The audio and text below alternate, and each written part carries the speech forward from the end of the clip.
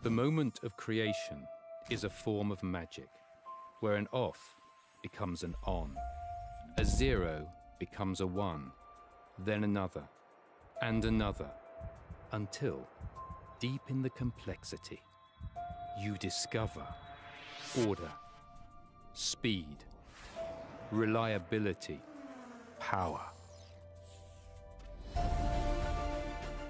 Experience the WD BLACK NVMe SSD.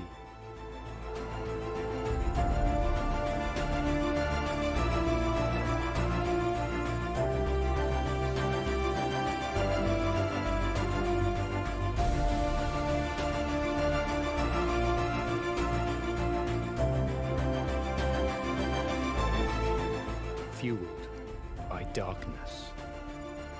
Level up to NVMe SSD performance.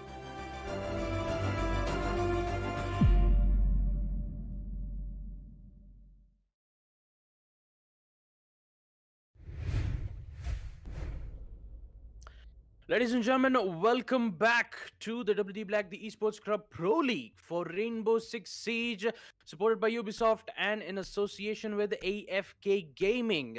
I am your caster, Baba Sings Me Gusta, Baba Gusta, with my co-caster Blackjack and our admin Aizen, as we are here for Season 3, Division 1, Day 5, Stream Day 2.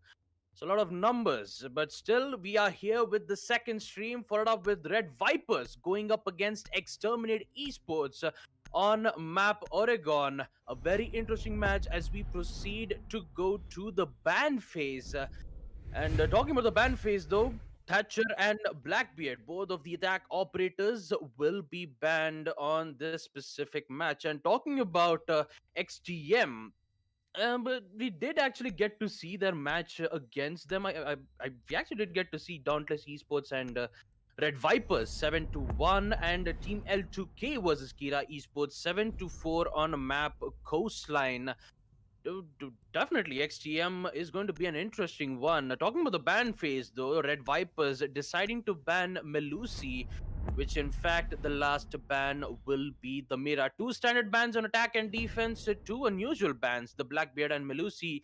That would be the end of the ban phase. As we proceed to the first round of map Oregon, let's introduce the rosters on the side of Team Red Vipers. We have Anaconda, Bearfur, Powder Podar, Ali G, and Surreal.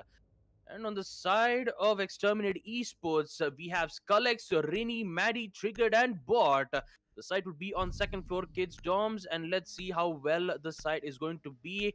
And I've kept Jack quite, yeah. I'm gonna give the mic back to you, Jack.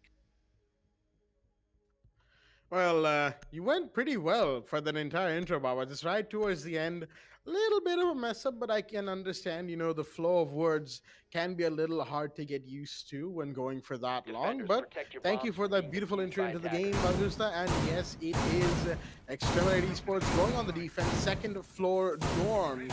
And dorms main hall will be the site of choice coming out from this defensive team right now. Exterminate Esports looking at the standings right now, second directly below Union Gaming, vying for that top spot as champions of this season.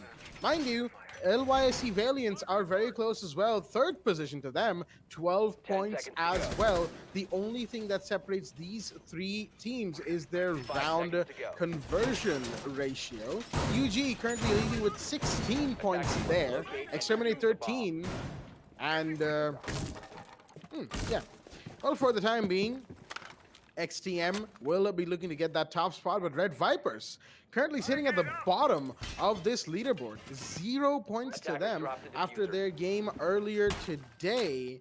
And that was, if I take a quick look, against Dauntless Esports, a match that honestly, for all intents and purposes, was a domination show. From the side of DE, Red Vipers could only take one round in the first half. That is not a good showing to have going into your second stream match of the night, but maybe they might maybe they can change things up against the side of Red Vipers. It's certainly a possibility. Ali coming up the white stairs right now knows that there's somebody there. Bot is got to be very, very careful. He's actually pushing up towards Classroom. The man is brave, but you have Ali giving chase ever so stealthily. Will Diana see him? No, he won't. Bot comes in, gets a kill. Can he get two? Yes, he will. Diana has to come in and misses. Bot gets away, but he will not for long. Only for Ali to be refragged onto as well. Shots are being fired as Surreal is here on the main stairs to try and get the one who downed his teammate. Triggered in the middle, will take down Powder. The C4 comes out. That will not convert, however. Only give Skullex a longer line of sight. The revive will come in, but that's the worst time to go for it.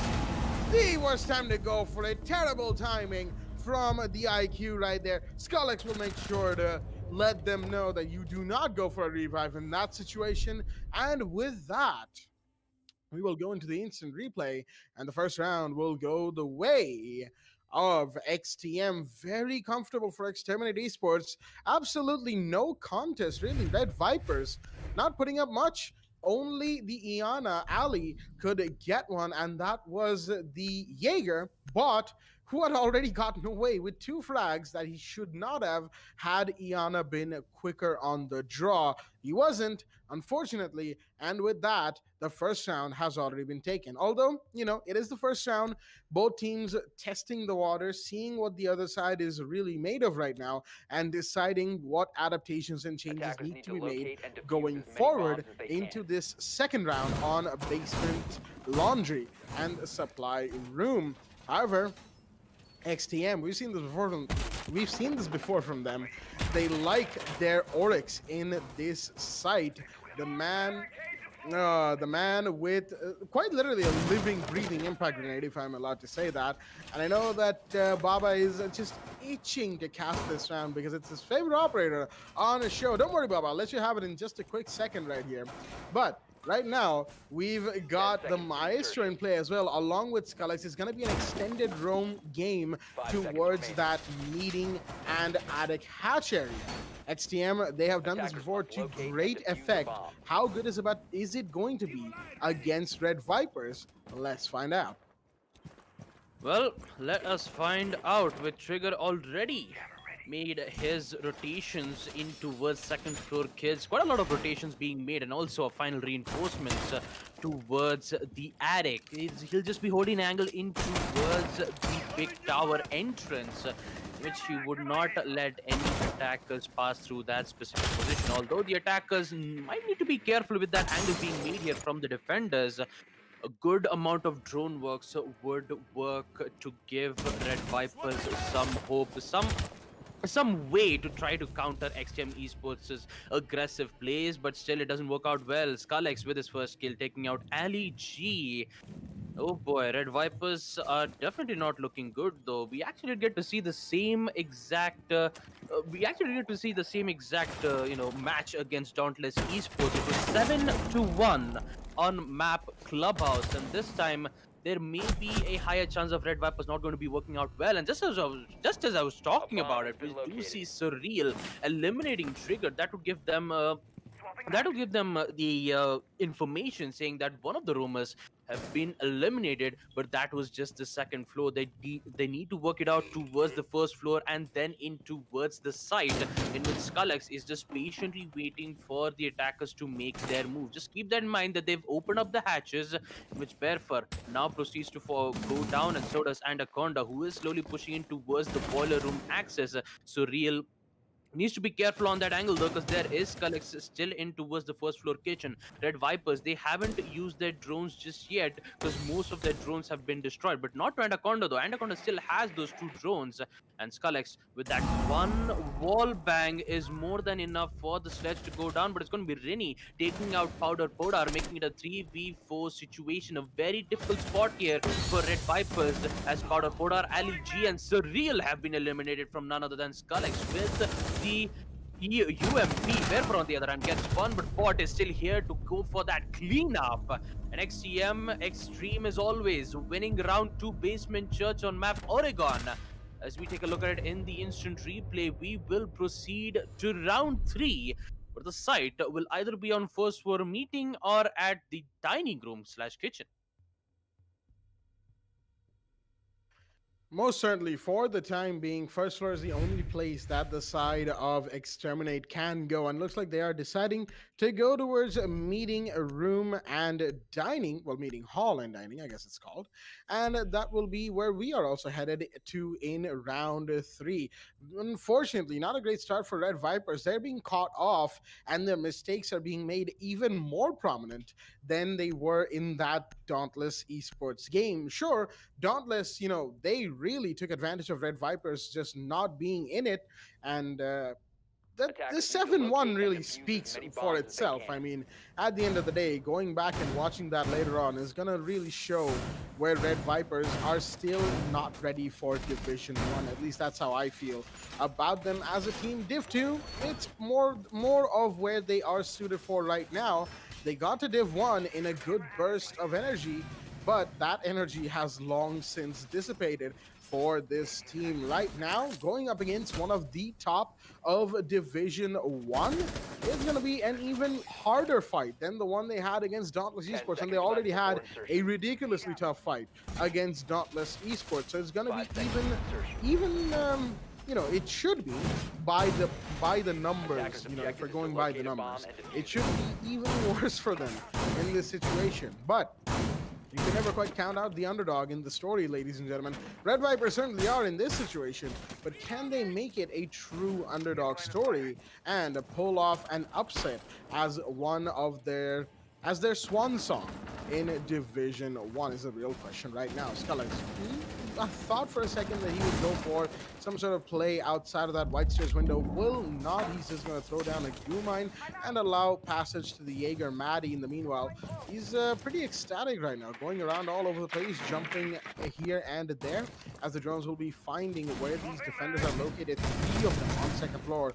A hefty roam defense right now from the side of Exterminate Esports. Maddie's back inside the site. He's the only one to do that outside of Bod, that is, but Trigger will find the first one. That's your Valkyrie taking down Anaconda, and a big one drops. Surreal takes a bit of damage from Scullix in the meanwhile. Not enough to really shake him from his position or his gunfight potential, but more damage will be done by the T5. He's just peeking, doing some chip damage, and falling back. Scullix knows that he does not have to peek too wide.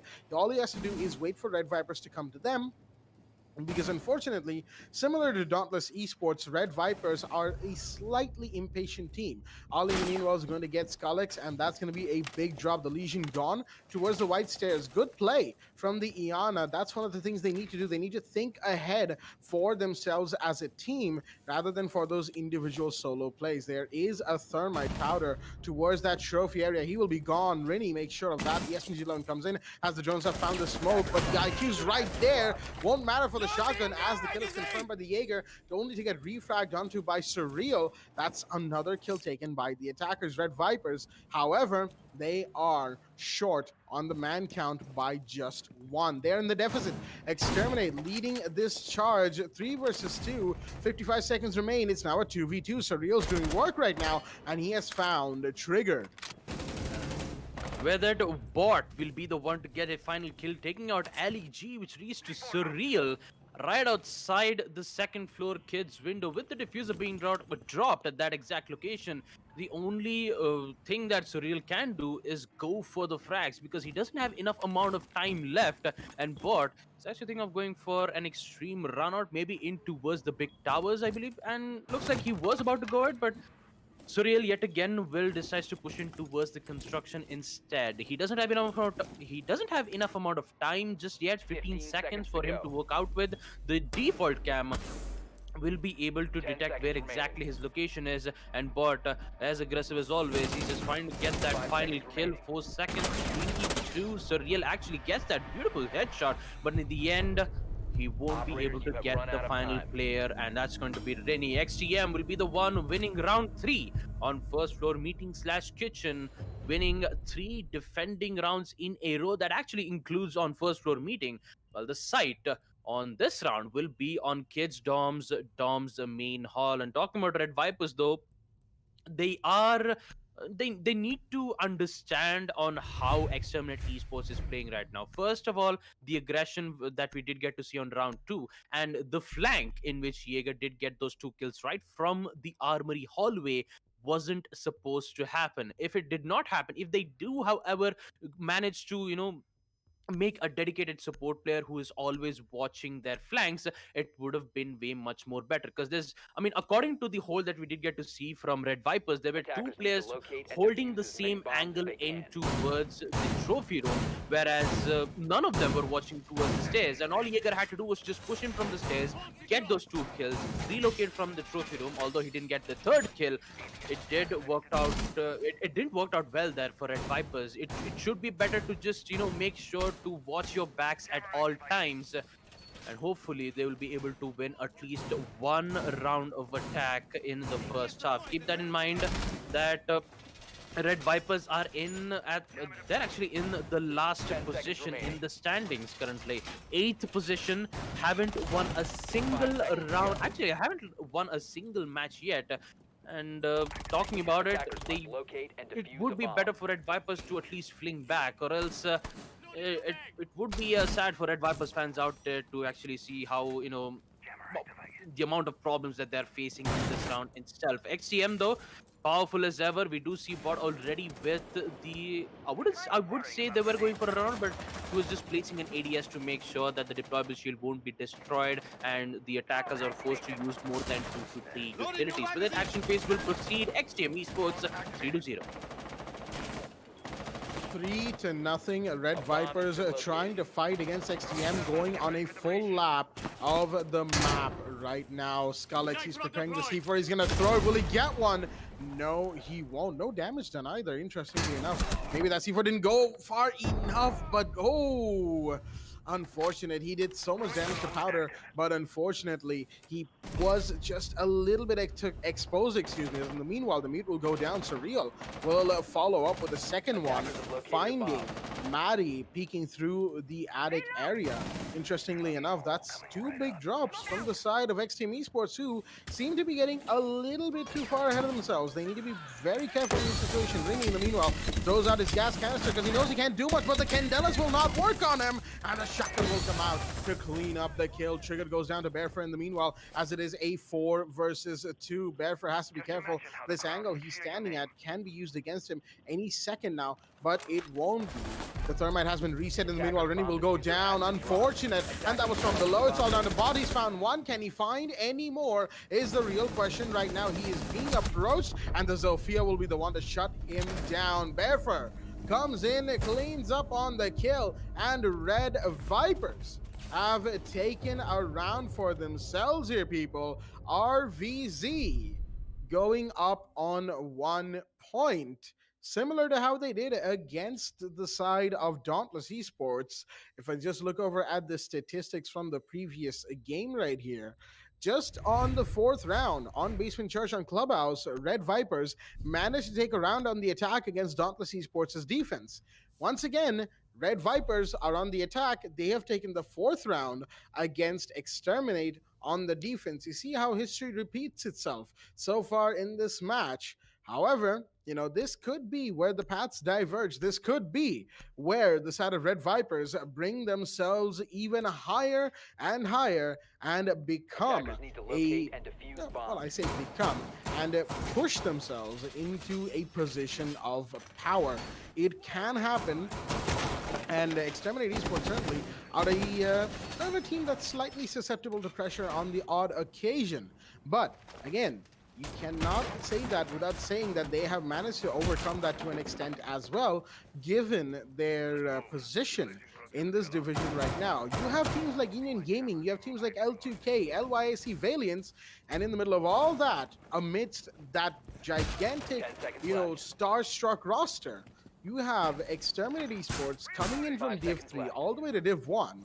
And not only that, but being in the second position going into day 5. That cannot be understated, ladies and gentlemen. We said the same thing for LYSC Valiants themselves when they did something similar back in the first league season 5. But That's not gonna help their chances in the slightest. Red Vipers, completely not required. Vinny knows that there's a drone coming his way, gonna just have to fall back. He's the mute. Left quite a few footprints, however, seeing as there is a Jackal Ali towards that tower area. But Anaconda going down in that situation, not good. Exterminate even brought in a Warden for Red Vipers just for that operator. Unfortunately, Maddie will have to find some other use for his light up glasses, and Red Vipers will be sorely missing that Ying. Oh boy, already a man count disadvantage with that accidental TK from Powder Podar, I believe. But they do not have to waste the time. They need to go for that push, but and that pre-fire from Powder Podar will be able to get the kill, eliminating Rini, equalizing the round count to 4-4. With the mute being eliminated, they now have the control in towards the boiler room. Although they don't have the information, and we do see a bot yet again with the Alda using a good angle there, taking out the players on the side of Red Vipers, but still yet again the man count is equalized where Triggered has gone down with Skullex in towards the freezer stairs. He'll be able to take out the Jackal. Ali G goes down, in which it all goes down to Bearfur and Surreal. Keep that in mind, Surreal has the diffuser in hand, and Skullex will get detected from the drones. Bot making some late rotations in towards the site, and Bearfur will try to take out the default camps, in which the defenders will have some useful information on what kind of push that team Red Vipers are going through. And Bearfur, interestingly enough, will be able to use his previous drones to put it in towards the basement laundry stairs to give as best intel as possible. But if he do that, he's going to waste a lot of time here. It would have been better to just keep it as near as possible. I mean, keep it near towards the site. But now Skullex will be able to see one, guess that perfect headshot, taking out Surreal. It all goes down to Bearfur, who is still in the meeting room. A perfect wall bang to take out Skullex. But what cost? He still needs to find two more. There is a chance. He still has the diffuser. All he has to do is to find those two players. Dropping on that hatch won't be a good idea, though. She still has a chance to go towards the basement laundry stairs, go for the push and get the kill. But no, he decides to drop in from the hatch. He will drop in. Bot will actually hear that sound, sees the head, will be able to down the Zofia and get the confirmation. XTM won't have any problems dealing with the attacks on Red Vipers, as they'll be the one winning basement laundry without having any problems of their attacks, without without having any problems with Red Vipers not being able to contest at the site itself. Although, do have to give them credit, they did, however, get those refrag games up in play, but going for that accidental TK was the main reason why Red Vipers lost in that round in the first place. With that, we will proceed to round 6, the final first half of this round, where the site will be on second floor domes. There won't be any 6-pick coming in from neither of both these teams, and the round will be underway.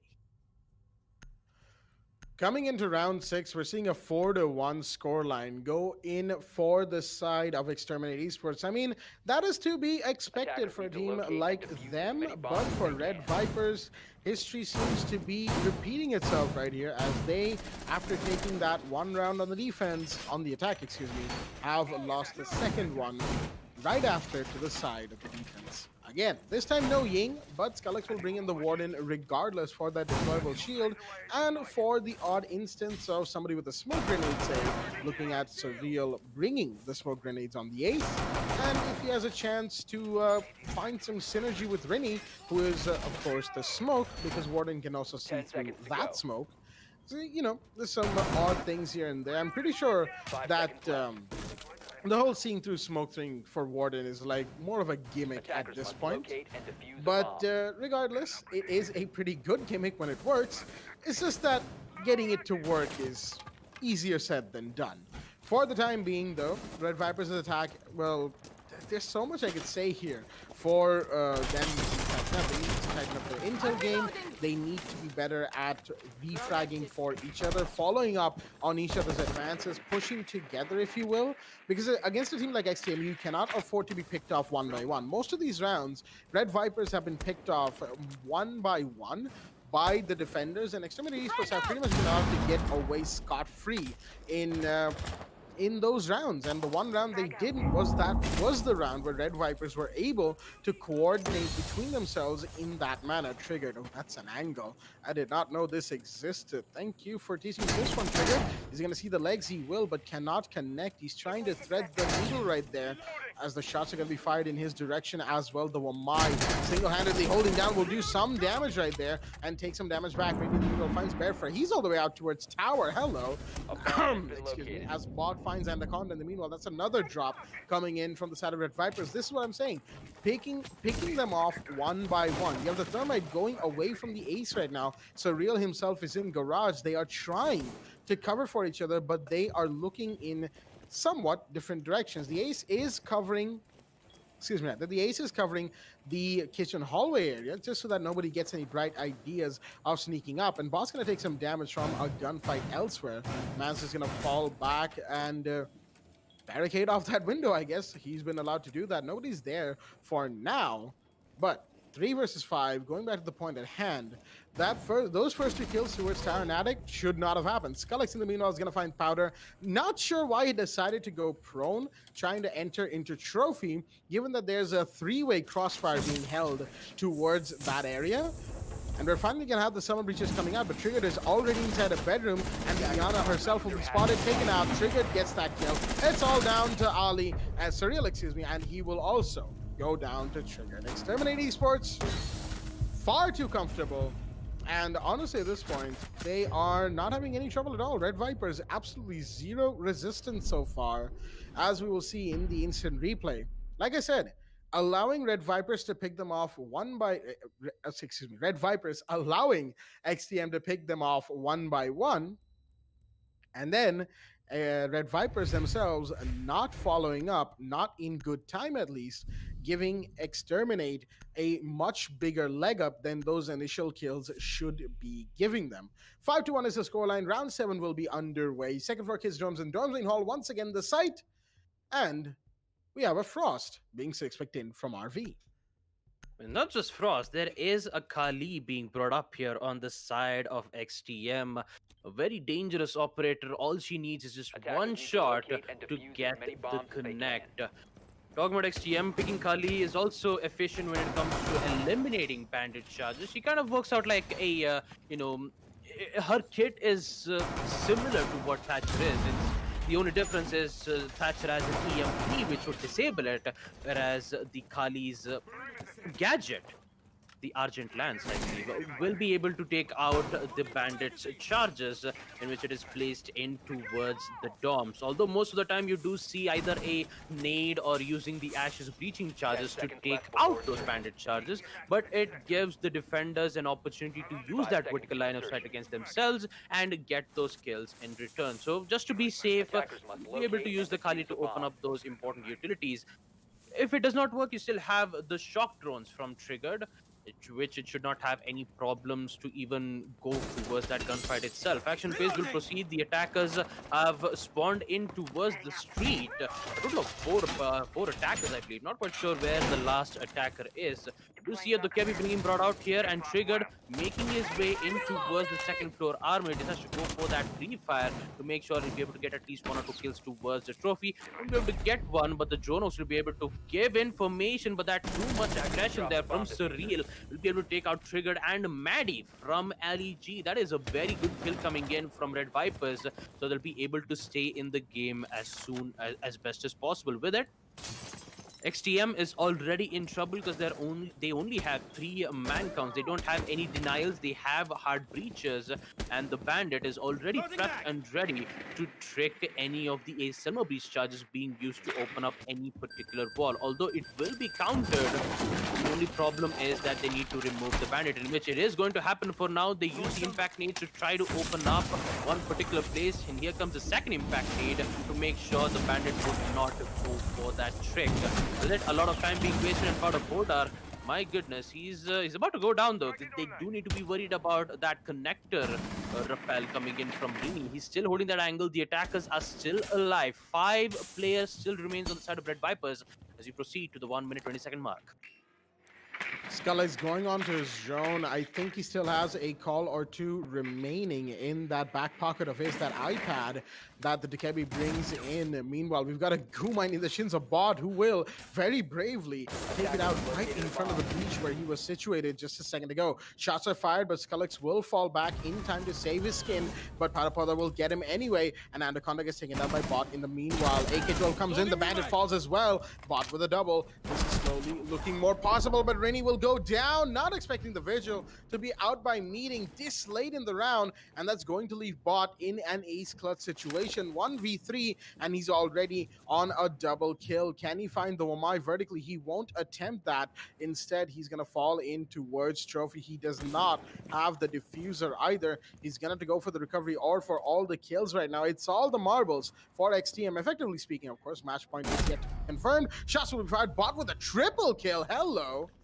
He's going to get one more. And it's all down to this ace. 1v2. He's going for the diffuser pickup. No, he's not. I keep saying he is, but he has decided to absolutely not go for it. But no, going for arguably the wrong pick right there. Surreal will take him down. Bot will fall.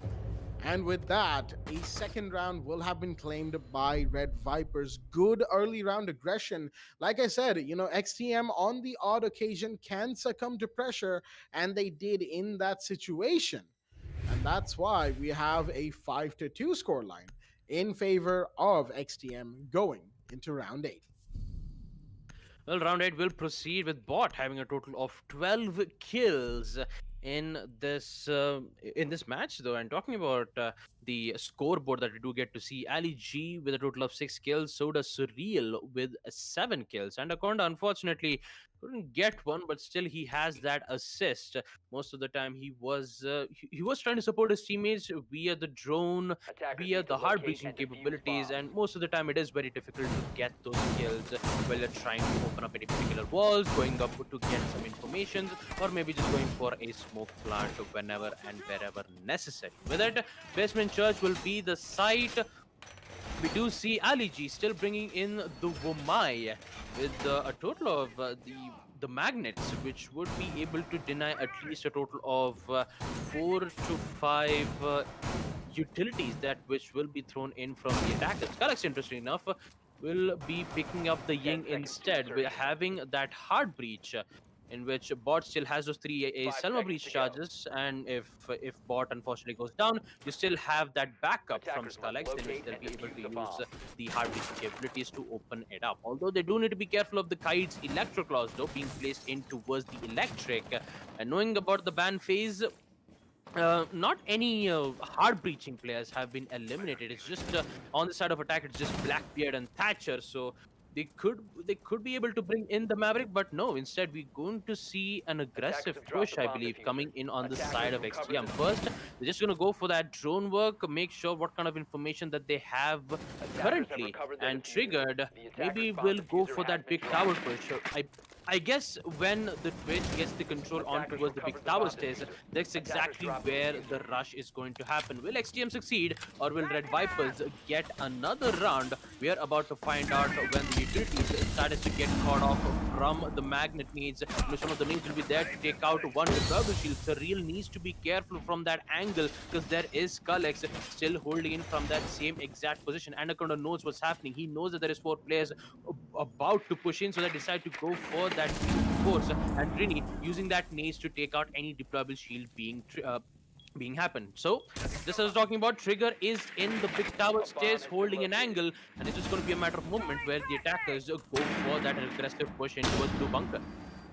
Most certainly, but one has to ask, was that reinforcement far too early for the side of Red Vipers? You have the Candelas going off. That means that the Ying pushes in, and there we go. Skullx has found one, Bot with another, but a down will come in, a refrag, but it's now a 2v4 because that is triggered. The Twitch pushing in, Barefoot to fall. It's all under Surreal and Powder, only Powder now. The Bandit in a 1v4. 4. Rini is the lowest in terms of health, but Bot has taken some damage from his own Summer Breach as well. How much can Powder Pota do here is the real question. Triggered, approaching from the hallway, probably has the best chance of finding and finishing the bandit, but Bot's gonna go for the plan that will force the bandit to start moving. He will be seen. Will the kill be confirmed? No, the sledge missing quite a bit, but plan still goes off, and the kill will be confirmed. That's from Triggered coming around the back to shoot and down and kill the bandit. We will see that in the instant replay as the round goes the way of Exterminate Esports. Basement laundry to them.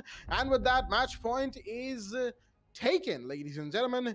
It is 6-2 in favor of Exterminate Esports. And we're headed back to Basement Laundry and Supply Room.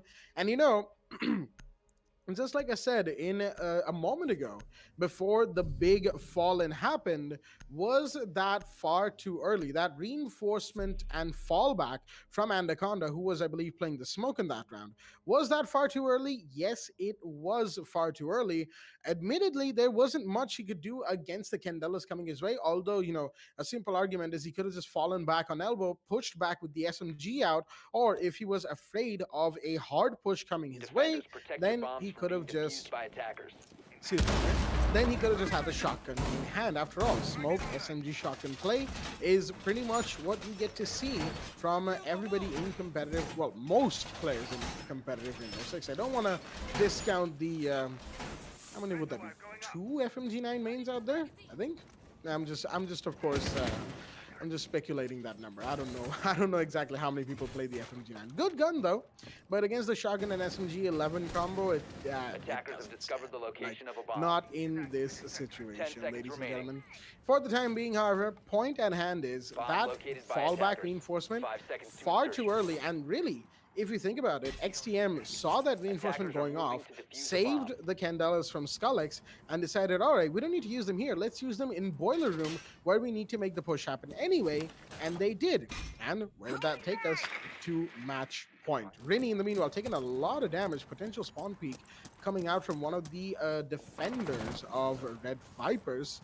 As the Ash is pretty low on HP, can't exactly go running and gunning everywhere. Rini likes to do that, but he's going to have to be a little bit more careful in this round. Not that it's going to matter too much. Skullex in the middle, Candela's out, already pushing elbow, but it's reinforced. There is no smoke, nor is there a deployable shield in this region. Still, never hurts to be cautious. As Ali in classroom, trying to find something, somebody. Some of breaches are going off. That is side push already, but you have Surreal peeking those Selmas very, very close on hand. Bot's drone will probably see the Frost doing exactly that as Powder takes a ton of damage right there, but Surreal will find Bot in the meanwhile. That's the Frost taking one, and a big one indeed. Candelas are going off, but Anaconda finds Triggered. Suddenly, the situation has been reversed, and XTM are the ones at a disadvantage. Anaconda going for this peak will be punished for it. It's a 3 versus 4. Make that a 2 versus 4, and now a 2 versus 3. It's all a numbers game at this point. Skullex finding Powder, but it is still a big disadvantage for the side of XTM Esports. XTM is still in trouble, but still there is a chance for them to clutch it out, and so does Red Vipers on defense. They did eliminated the ace, which would only give them the angle, but not the access towards the site. And looks like Rini, fortunately, will go down in towards the boiler room. Has to go for that fire once more to try to get that confirmation. But it all goes down to Skullex in a 1v3 situation. I believe she still has some of those utilities, the Candelas, to be able to blind one. As Bearfur confirms the kill with the impact, Skullex will be able to find one. That's a triple kill for him. 2 more kills and he'll be the one to get the ace. So will it happen? He decides to push in towards the boiler room. He knows that there is 2 players, one in supply, one in freezer. The only problem is he doesn't know that there is Ali G in towards the freezer though. He will go for the push, and it's going to be the Frost Mat with Surreal. Not like this. Taking out Skullex. Oh boy, the Frost Mats. Yikes.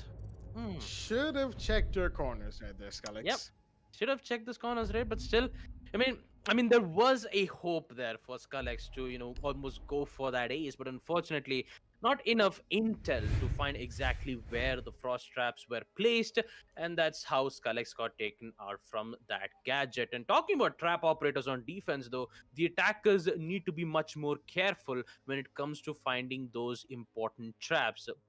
Frost considered to be one of the most notorious players when it comes to trapping the operators, because all it needs is just frost mats to instantly down them, and when you revive them back up, it will be around 10 HP, the same HP in which one of the players get downed when you try to engage in a gunfight. You do need to be careful of those trap gadgets, even including the Capcan CDDs and also the others. And for now, let's just head on back into the match where Team Red Vipers in 3 to 6. It is still match point for Team Exterminate Esports. As we proceed to round 10, the site will be second floor kids dom, 6 pick coming in from Skullex.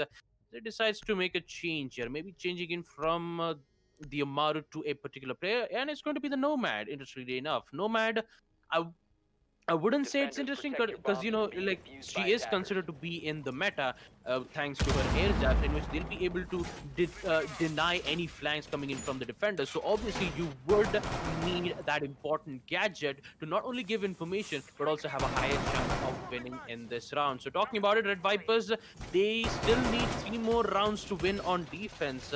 The only round where they did, however, lose against XTM on defense was at Basement Laundry. This time, the site is in second floor kids dom. There is a chance for Red Vipers to win it out, unless and unless and until if XTM decides to try to play it passively, try seconds to to go. understand if there is any roamers holding it. I mean, if there are any roamers decides to Attackers' roam in objective is towards to the locate first a bomb floor, and defuse if there is any bandit tricks happening towards that specific site, so they'll be able to use the grenades to cook and get those kills. It's up to them to decide whether to go aggressive or go strategic. Most certainly, the decision does lie with Red Vipers for the time being. XTM, in the meanwhile, losing a round. There's a little bit of a back and forth on the other side of a round. Someone rolls up. Oh, that peek from the Nomad. Not a good peek, mind you. Ali was already pre-firing that window when he went for it. Skullex will go down, and now it's Triggered's turn. Did he going on the drone right there? Not the best decision. Wamai could peek right now, but no, he won't. It's instead going to be the Twitch drone that has spotted his location, and Triggered will fall back instead. XTM, they have a really good lead, all things considered, right now. And if they are able to make this work, then oh boy, it would be a good time for them, but it won't be. Ali's going to find a second one. Triggered will in fact go down, and that is the Wamai, making things so much tougher for the side of the attack. XTM not taking out this guy early has unfortunately put them in a situation where they can't really do much other than try and play around the inconvenience of losing their attackers early. Anaconda sees the ace, but I don't think the ace saw him. Shots going to be fired as Powder's going to go down, taken down as well by the Kali, but Anaconda is going to find one, going to find two. Maddie and Bot are going to go down, excuse me, and it's all down to Rennie, the last man standing for the side of Exterminate Esports. He's going to be found, but not killed, in fact. The Ash managed to get away with barely some HP remaining, 20 on the man right now as Ali goes down. And it's still a 1v3. The Ash left alone, center stage. Well, my Magnets are going to deny the breaching round that was thrown out towards that bedroom wall. The drones are going to come out as well. Probably has a scene. I believe that is the Ella playing close to bedroom. No, that's inside a site. Inside, yep, of site indeed. Just in the buffer room inside of Trophy. And oh, the Frost will go down as well. Hello. That was not supposed to happen, methinks, as the Surreal will go down to the R4C. 9-1 unfortunately not packing enough heat in that situation. Rennie taking the ball to try and bait, but no, it won't work. Barefoot will take him down first, and Red Vipers will take round 10. RVZ, is this the awakening that they so desperately needed for this whole time? It most certainly could be. Again, early aggression from the Wamai and some, unfortunate positioning, more specifically from the Nomad on Armory window. That was, that wasn't the best play in that situation for the side of XTM. But for the time being, we're going to be heading to first floor kitchen and dining hall. And here we go. Maddie so far had been the one manning the Kali, the CSRX sniper rifle. But now, Skullix has taken back that role. Matt is going to fall into Nomad as Ali, in the meanwhile, is going to go out into the castle, bringing in with the 6th pick. And I'm seeing a double French presence on the side of the defense. You have the Doc and the Rook coming in from Red Vipers, both MP5s. Of course, different zoom optics, but at the same time, if you're good with the MP5, zoom optics won't matter. It's the heads that matter the most. Can Red Vipers continue this little burst of adrenaline that they found themselves for? Can they take this round as well, push for overtime, or will kitchen and dining be their grave? Well, we are about to find out in this round, Jack. It's going to be a matter of moment when this prep phase comes to an end. The site, first floor kitchen and dining room, will be difficult for Red Vipers to defend, because all XTM needs to do is to get the control on second floor kids to use that vertical lines of sight. Will be difficult because, for the past 2 rounds, I did get to see her second floor kids, Dom and Basement Laundry, winning on the side of Team Red Vipers. They are forced to pick this side. We do see Anaconda in towards the small tower office, which is nearby towards the construction. So does Bearfur in towards the laundry stairs.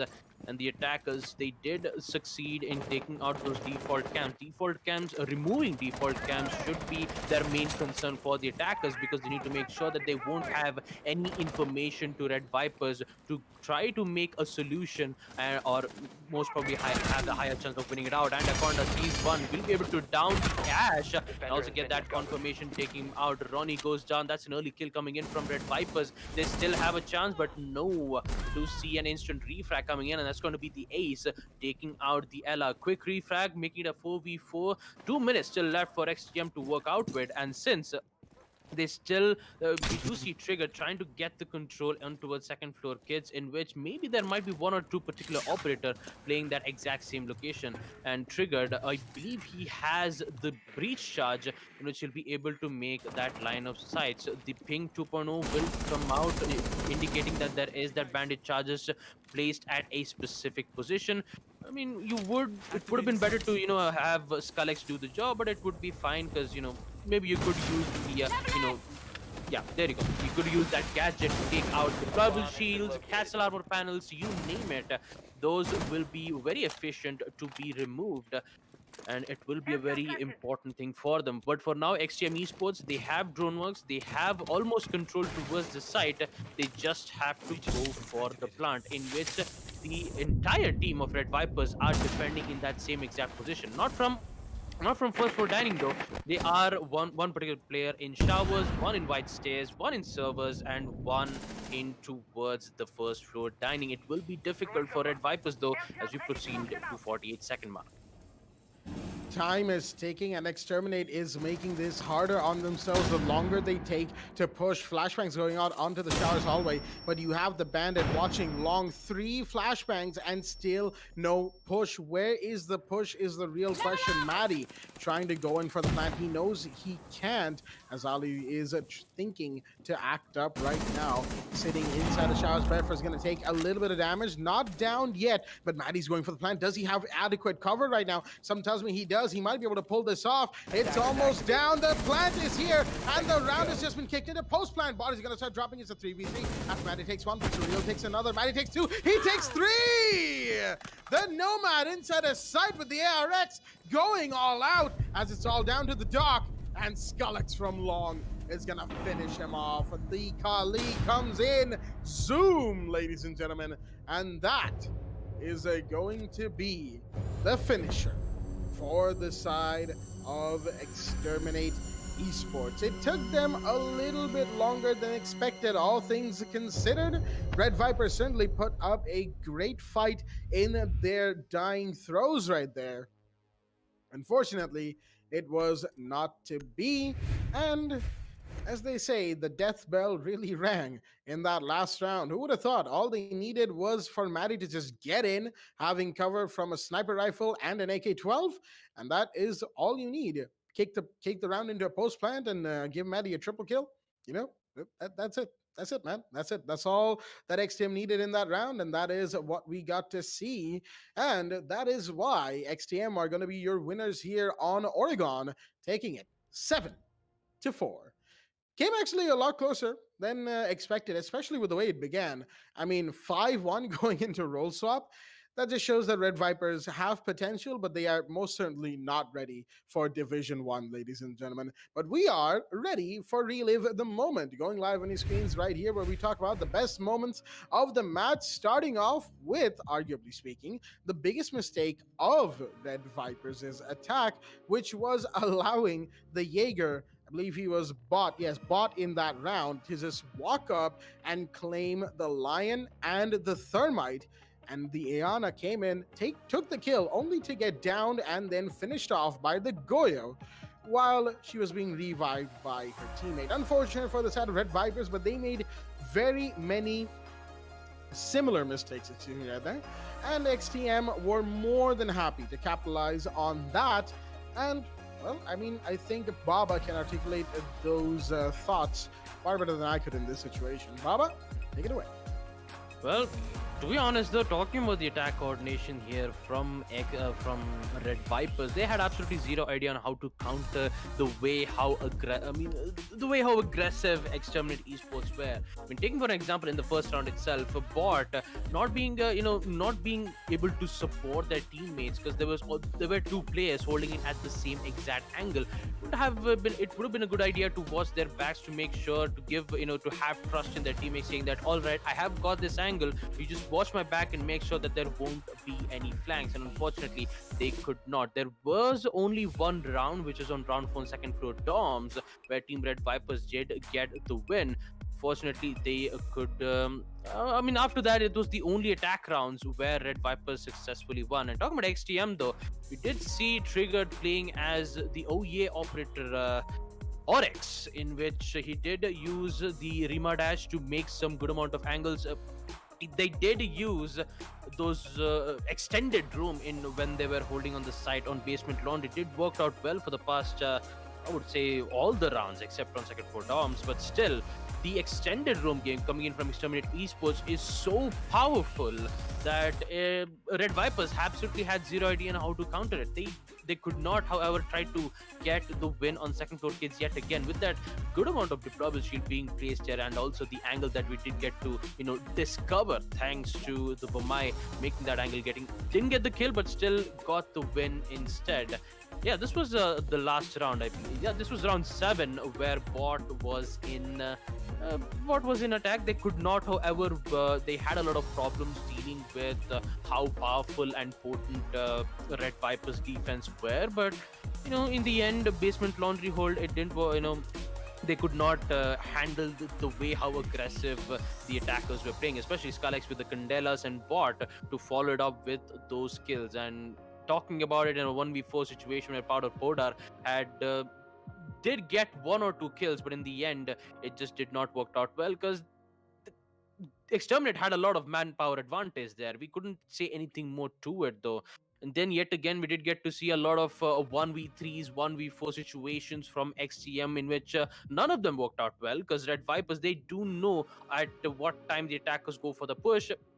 They were, however, very confident on second floor kids and basement laundry. But there are some sites in map Oregon in which the attackers have the highest advantage, and that would be on first floor kitchen and dining. All Maddie had to do was to plant in towards the default site of the first floor dining room, go for the plant, wait for the defenders to make their move, eliminate them one by one, and get the win on round 11. That is how Exterminate Esports operate. Talking about Operate, XTM will be in the first position, defeating Union Gaming, but we still have one more match to go, and that's going to be LYSC Valiants going up against Union Gaming. This is going to be a spicy match indeed. Don't you agree, Jack? Most certainly. And we have some good news, ladies and gentlemen. The map ban info is done and it has been received. And we're going to theme park for day five's finisher. I can see the happiness in your face, Baba. And I've got a beaming smile on my face, as a lot of people can see right now. I mean, it's not Oregon and Clubhouse. Sign me up, ladies and gentlemen. But before we go, we have to remind our viewers that season 4 registrations are in fact still live, and they will be, but not for too long. There's only a few days left. So if you want to have a chance of playing the qualifiers of one of the seasons of the Esports Club League Pro League for Rainbow Six Siege, well, season 4 is your chance. Qualifiers are live. The link is in the description down below. Head on over to the Esports Club, get yourself and your team registered. And if you're a solo player looking for a team, worry not, we've got solo registrations as well. And a little bit of a reminder for all of our viewers as well, any prospective players of the qualifiers in season 4, Nevermind Esports, a team that is just by itself pretty good, but has had a bit of a slump recently, but are one of the more beloved teams of Division 3, have been and are, even to this day, a solo registration team that came to divisions. We were very excited back in season 1 to see them, and we have been since. So, you guys, any one of you guys could be the next Nevermind Esports if it does happen. And that's why these qualifiers are an extra level of hype. Join into that hype with season 4 qualifiers, which will be going live in the new year's new year, new season, as they say. And with that, we are going to be taking a quick break before we come back with the Union Gaming Valiants match going to theme park. Stay tuned.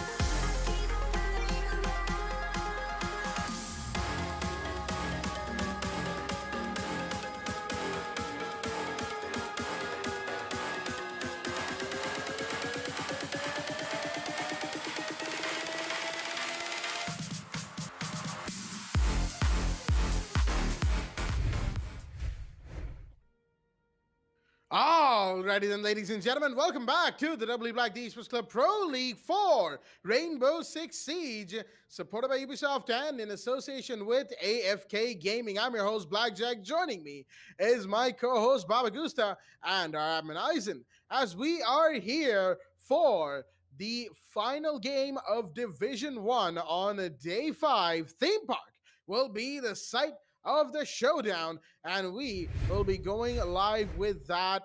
Well, okay, apparently there was a temporary hitch right there, but we will be going live with the game in just a quick second, ladies and gentlemen, as Union Gaming are on the attack, Valiants are on the defense, and just like we said before we went into the break, it is a Theme Park, which will be going live on your screens in just a quick moment. We will join our players in the ban phase of this map.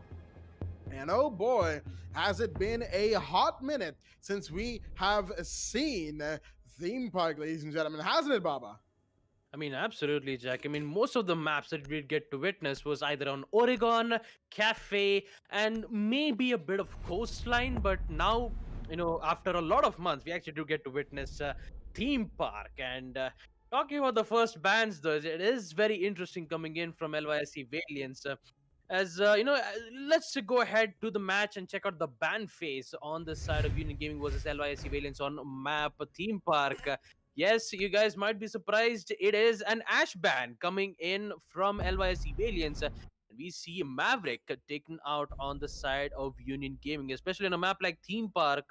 Maverick is very efficient when it comes to opening up any particular walls, especially the site on first floor throne room, where the defenders have a 100% chance of winning that particular site, even though there is a soft breaching capabilities right into, the vertical lines of sight towards on office. There isn't any vertical lines of sight towards on initiation room, in which it considers to be the highest chance of winning in that specific site. Goyo will be the one being banned on the side of Union Gaming. They don't want to, play that deployable shield, especially the Vulcan shields being placed, as the last ban will be the standard Mira. Keep that in mind, the Thatcher is not banned, which would give the attackers a higher chances of opening up those walls without being able to worry about any bandit charges, nor mute jammers, or even kite electroclaws. What they do need to worry about is the impact tricks, in which the defenders needs to be thinking about it. But for now, let's just head on in and look at the rosters on the side of Team Union Gaming. We have Jittery, Dagger, EX7, Sandy, and Sparko. And on the side of LYSC Valiants, we have Kingslayer, Dova, Dip Joel, Invalid, and Flickshotter. As we proceed to the first round, the site will be on first floor Armory and Throne Room, just as I talked about it. And talking about the operator select, though, you have Mozzie, you have Vigil. I believe they have the mute as well, which would give the higher chances of denying any intel. On the side of defenders, yeah, there you go. The mute Mozzie combo followed up with the Vigil, which would give a lot of problems for Union Gaming to not have enough amount of information towards the side, or even trying to find any trying to find any other operators as well. And followed up with the other two players, the other two operators. It would be the Valkyrie and the Pulse. The Pulse with the cardiac sense will be able to detect players in a 10-meter distance, I believe. And also, how can I not forget about the Valkyrie scams, which would give good amount of information from them as well.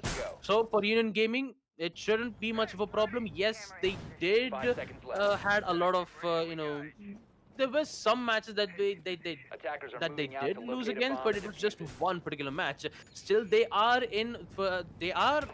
in first position. Now they're second, because Exterminate Esports has that high round win conversion rate, being the one in the first position.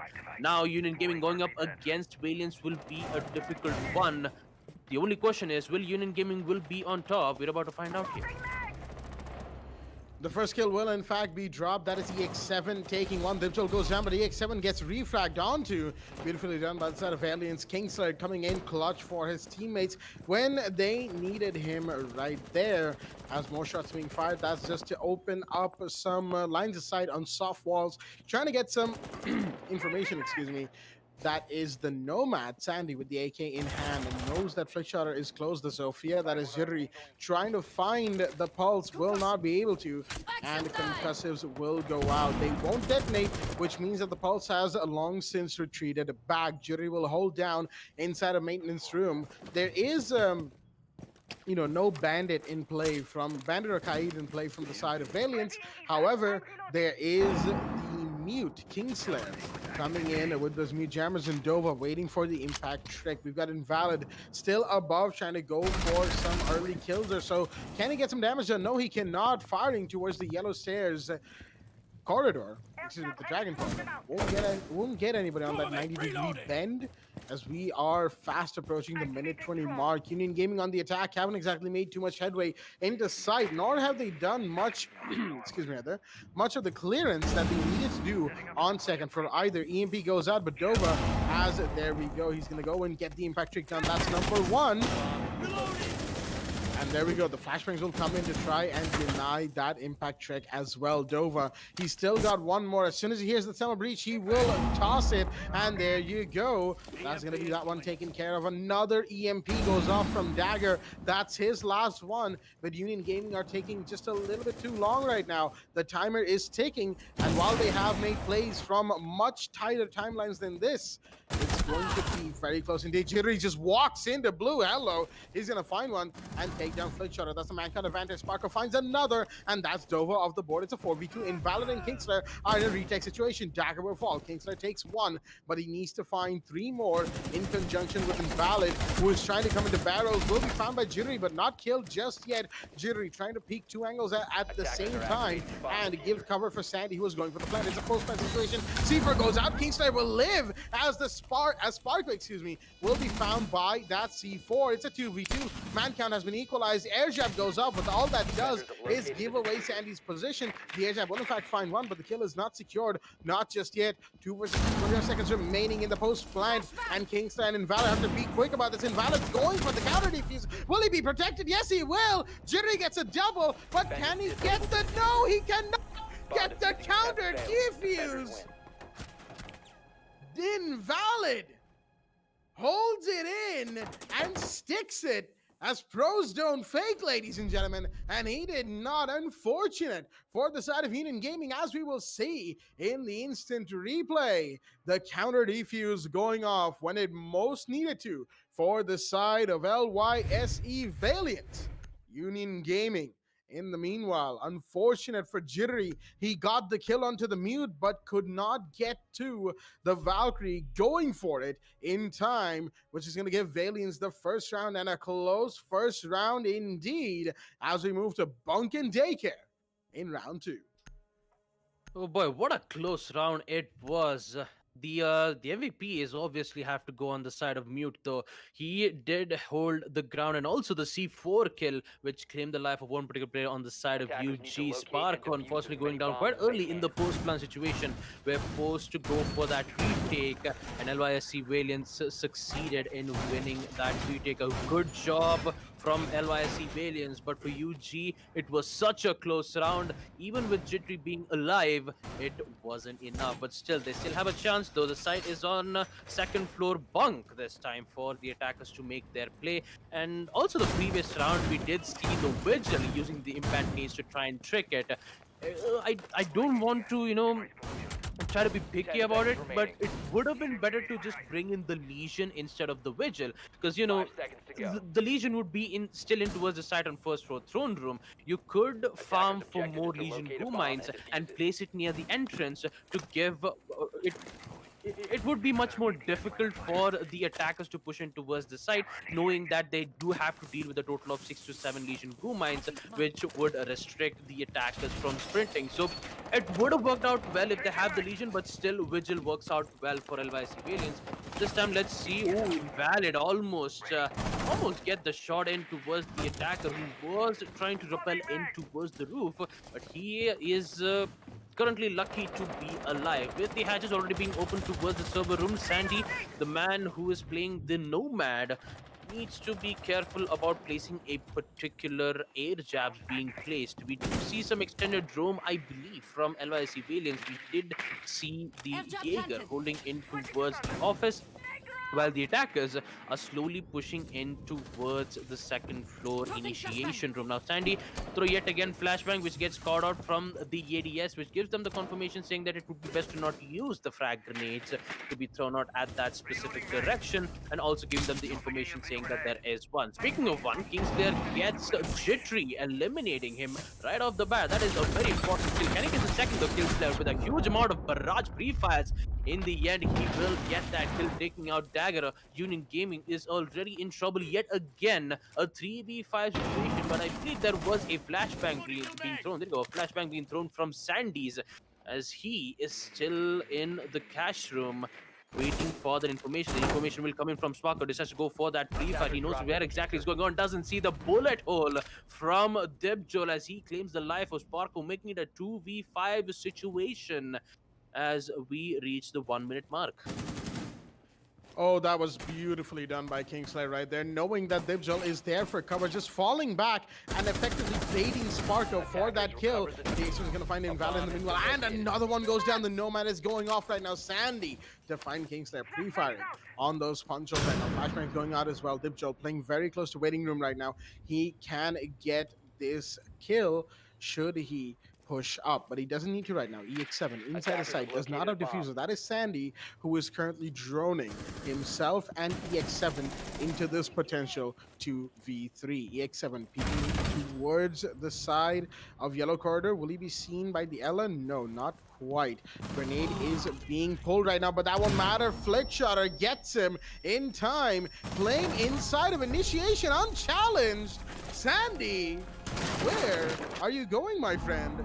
I'm pretty sure Flickshotter had that question in mind. Sandy trying to find the Ella or maybe even the Melusi. Not going for the Mute, who was right behind him, as we'll see in the instant replay right there. 2-0 to Valiants, taking full advantage of Theme Park's ridiculously heavily defender-sided nature. And Union Gaming certainly falling prey for that. Looking a little out of it right now.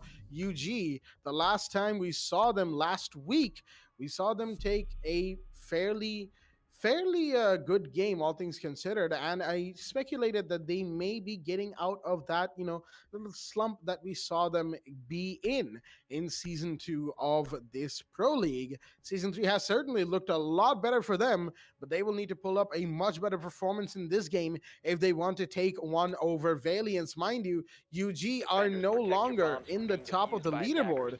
They are second after Exterminate won their game against Red Viper. Should Valiants win this right now, they will also push UG down to the third spot. That's not going to look too good for the side of Union Gaming going into the final day and having the final chance. Excuse me, I had to take a pause. The final chance to put themselves back in that top position. And of course, that speaks quite a bit about Valiants and Exterminate in this season, but also quite a bit about Union Gaming this season as well. They've been doing good, but they haven't managed to break away from the rest of the competition, like they were doing in the previous league. Things have changed over the course of the many months that the last league and this Pro League have ran for. And with that, we're going to be moving into round 3 with the 2-0 score going to Valiants, who, in an interesting turn of events, have decided to go to lab and storage on first floor. Well, it's been a while since I've seen lab and storage brought up here. This time it's from LYSC Valiants. Out of everyone.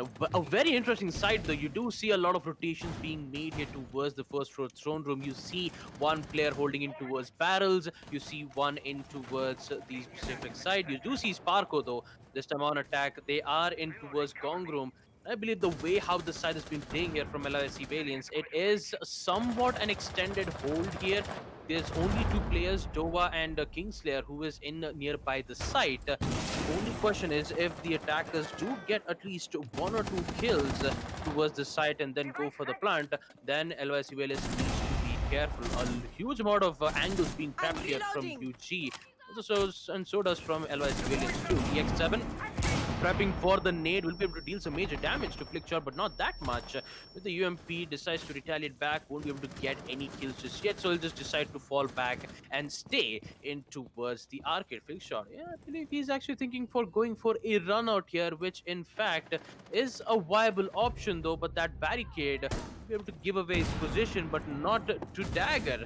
Meanwhile, he's already in towards the first floor throne room, eliminating one. Sandy gets the other, taking out Dibjor, making it a 5v3. This time it is LYC Valiants who is going to feel the heat, with Flickshotter, who was apparently with Invalid and Dibjor in towards the blue room. Unfortunately, won't be able to support his teammates. Doa still in towards the lab. The heavy good amount of information being given from the Valkyrie scam will be efficient, and so does the flank from Flickshotter. He sees the leg. Does he see the? He doesn't even see the leg. No way. No way. See, you actually see the leg. That's a leg. There you go. Finally. Oh jeez. A huge amount of tension in which Flickshotter sees the leg of Jittery, does not get the confirmation, but still get the down nonetheless. C4 comes in. This might be huge. Doesn't work out. No, it does not. Won't be able to deal a major damage here from the attackers though, but still Sandy continues his aggression, taking out Dova. 5v2. Union Gaming haven't destroyed anyone just yet. EX7 takes out Flickshot, and Dagger takes out Kingslayer, as Union Gaming will get a flawless round, winning round 3, first floor lab and storage. As we proceed to the next round, UG is oh boy, they are definitely angry, and they're just going to make sure that the site in which they actually did pick on to first floor lab and storage will get it in their hands. Although not quite sure why. I do have to appreciate LYC Valiants though, the amount of extended roam that you did get to see, one holding in blue, one holding in armory and throne room. Even with the roam that Castle did try to find Jittery, fortunately couldn't get the win, and also not a kill from them. As we proceed to the next round, round 4, it will be first floor armory and throne room yet again, with Dova playing as the Vigil. Echo will be 6-picked from none other than Flickshotter. Having the yokai drones is very efficient, but you need to hide them because the drones are not invisible. Keep that in mind. Since this is Operation Neon Dawn, Echo is back in the game, but with a huge nerf in which there is a chance for the attackers to find those drones in their through their naked eyes. They don't need to have the IQs to find their scanners. I mean, the Echo doesn't have to use her scan to try to figure out where exactly those Echo drone is. For now, Union Gaming, they did win one more. Can they get another round on attack to try to equalize the round 2-2?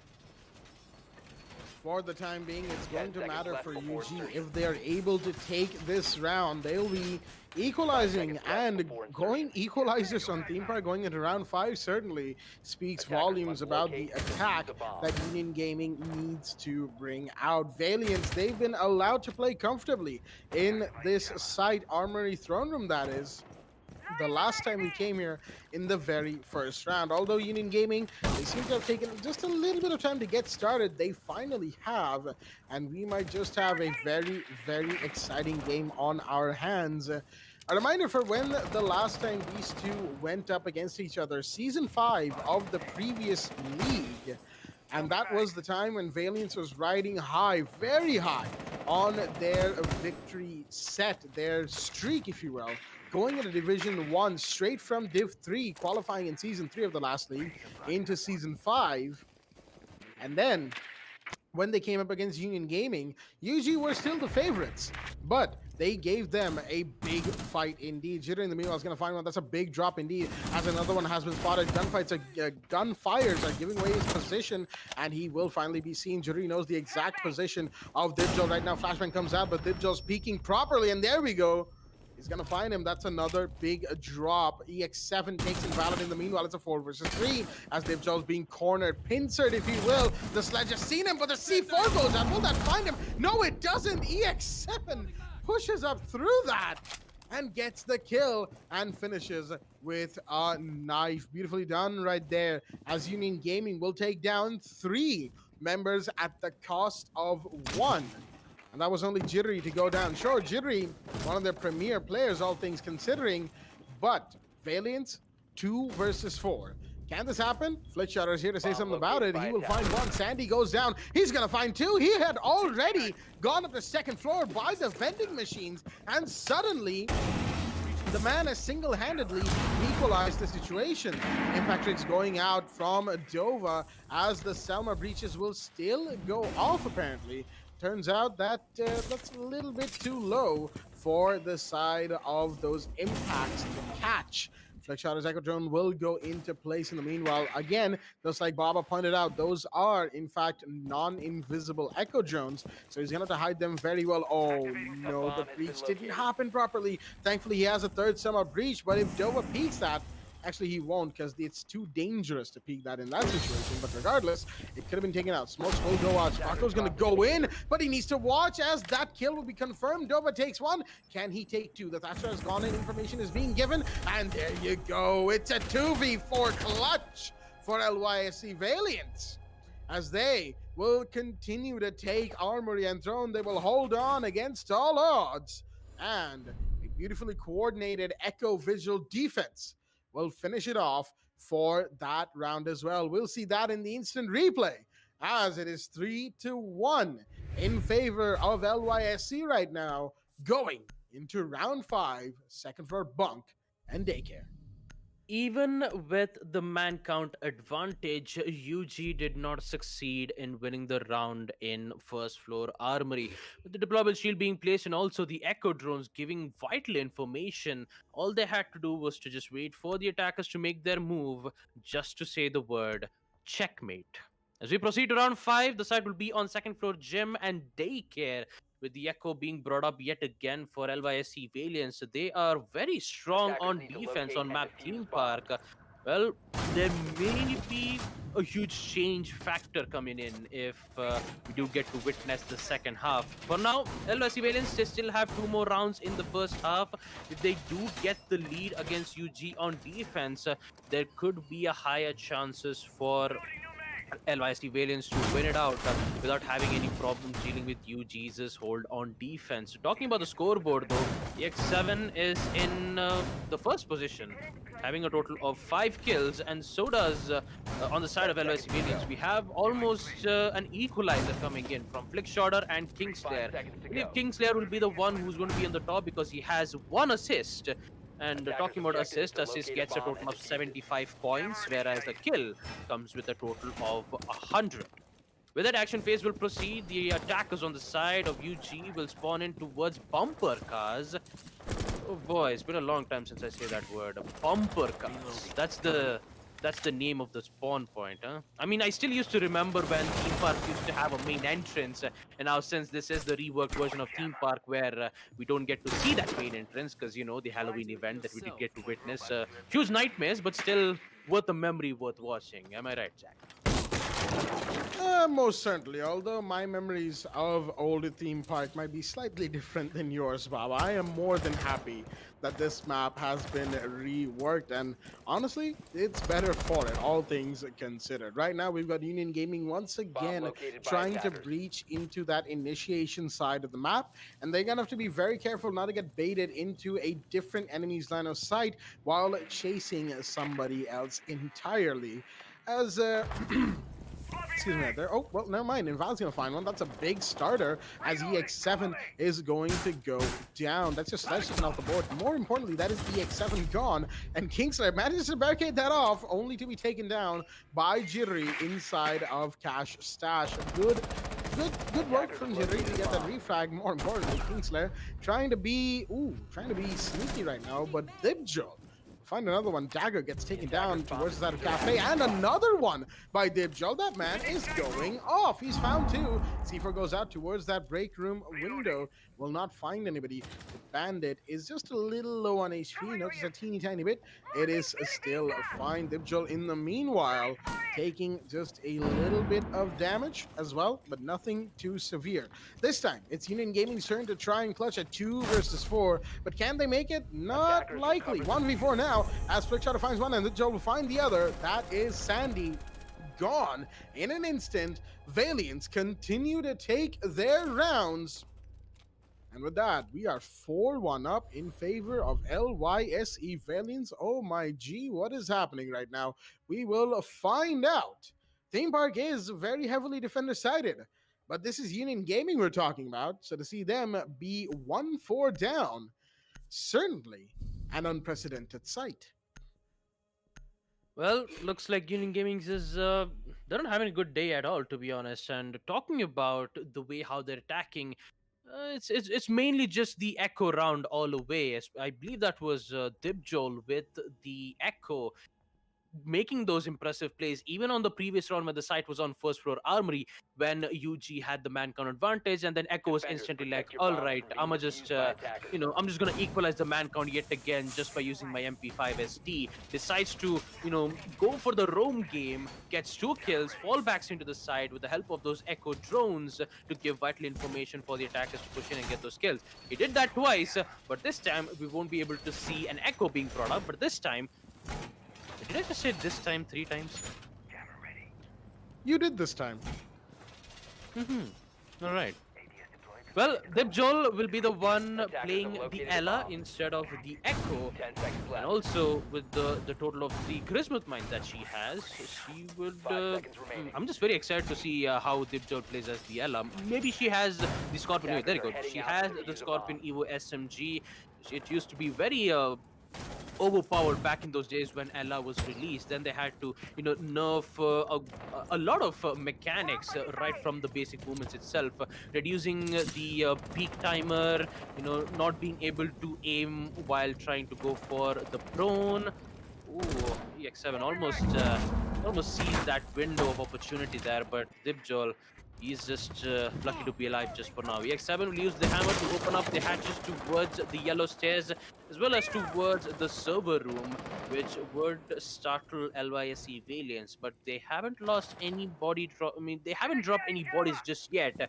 And this time, UG, instead of going, aggressively into the building, this time they're just thinking it methodically. They're just trying to figure out on what kind of positions that they're playing. Maybe just go for a standard opening up the wall so that they'll be able to go for that push. Kingsley, on the other hand, good use to take out that drone, which would restrict any information gathered for UG.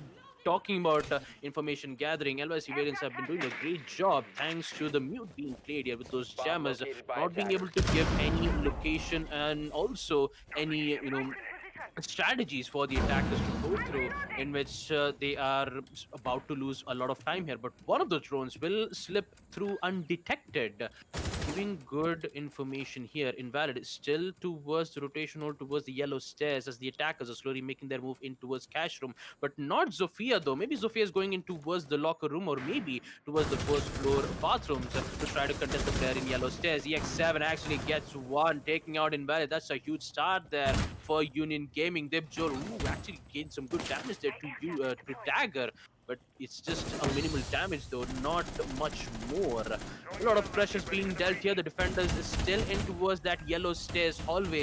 If the attackers would get that control, but that nade, will it get the kill? No, it does not. Dibjol survives the grenade. The total of 50 seconds left. The attackers still trying to get the access from the yellow stage. Both of the players doesn't have any magazines left. Jittery uses the concussive nades, whereas Sparko, amidst all of that distraction, will actually go for the plan. It's going to be a post-plan situation coming in from LYSD Valiants. 5v2, make that a 5v1. It all goes down to the Melusi in towards the cafe. He'll be able to get one. Can he get the other 3? No, it does not. It's going to be Sparko with the final kill, taking out Nova, as Union Gaming will win round 6 second floor initiation after losing a total of 4 defending rounds. They will finally be able to win at least 2 attack rounds. As we proceed to the second half, round 7, where UG will be the one on defense. The site is still random, but now it's not. The site will be on first floor armory throne room, and let's begin the second half to see how baked the food's gonna be. Questionable use of metaphors aside, first floor armory and throne room will be the site of choice going into excuse me, rather, going into the other side of a role swap. Union Gaming now on the defense certainly have a big advantage of that defender-sided nature of Theme Park going their way. We had a 6 pick out into an IQ, I believe, on the other Attackers need side to locate from and defuse the Valiants bomb. Invalid, bringing in the GSG9 attacker who excels at finding things that the defenders don't want to be found. And by that, I specifically mean battery related gadgets. I'm just going to leave it there. And I'm pretty sure everybody is familiar with what kind of gadgets I'm talking about.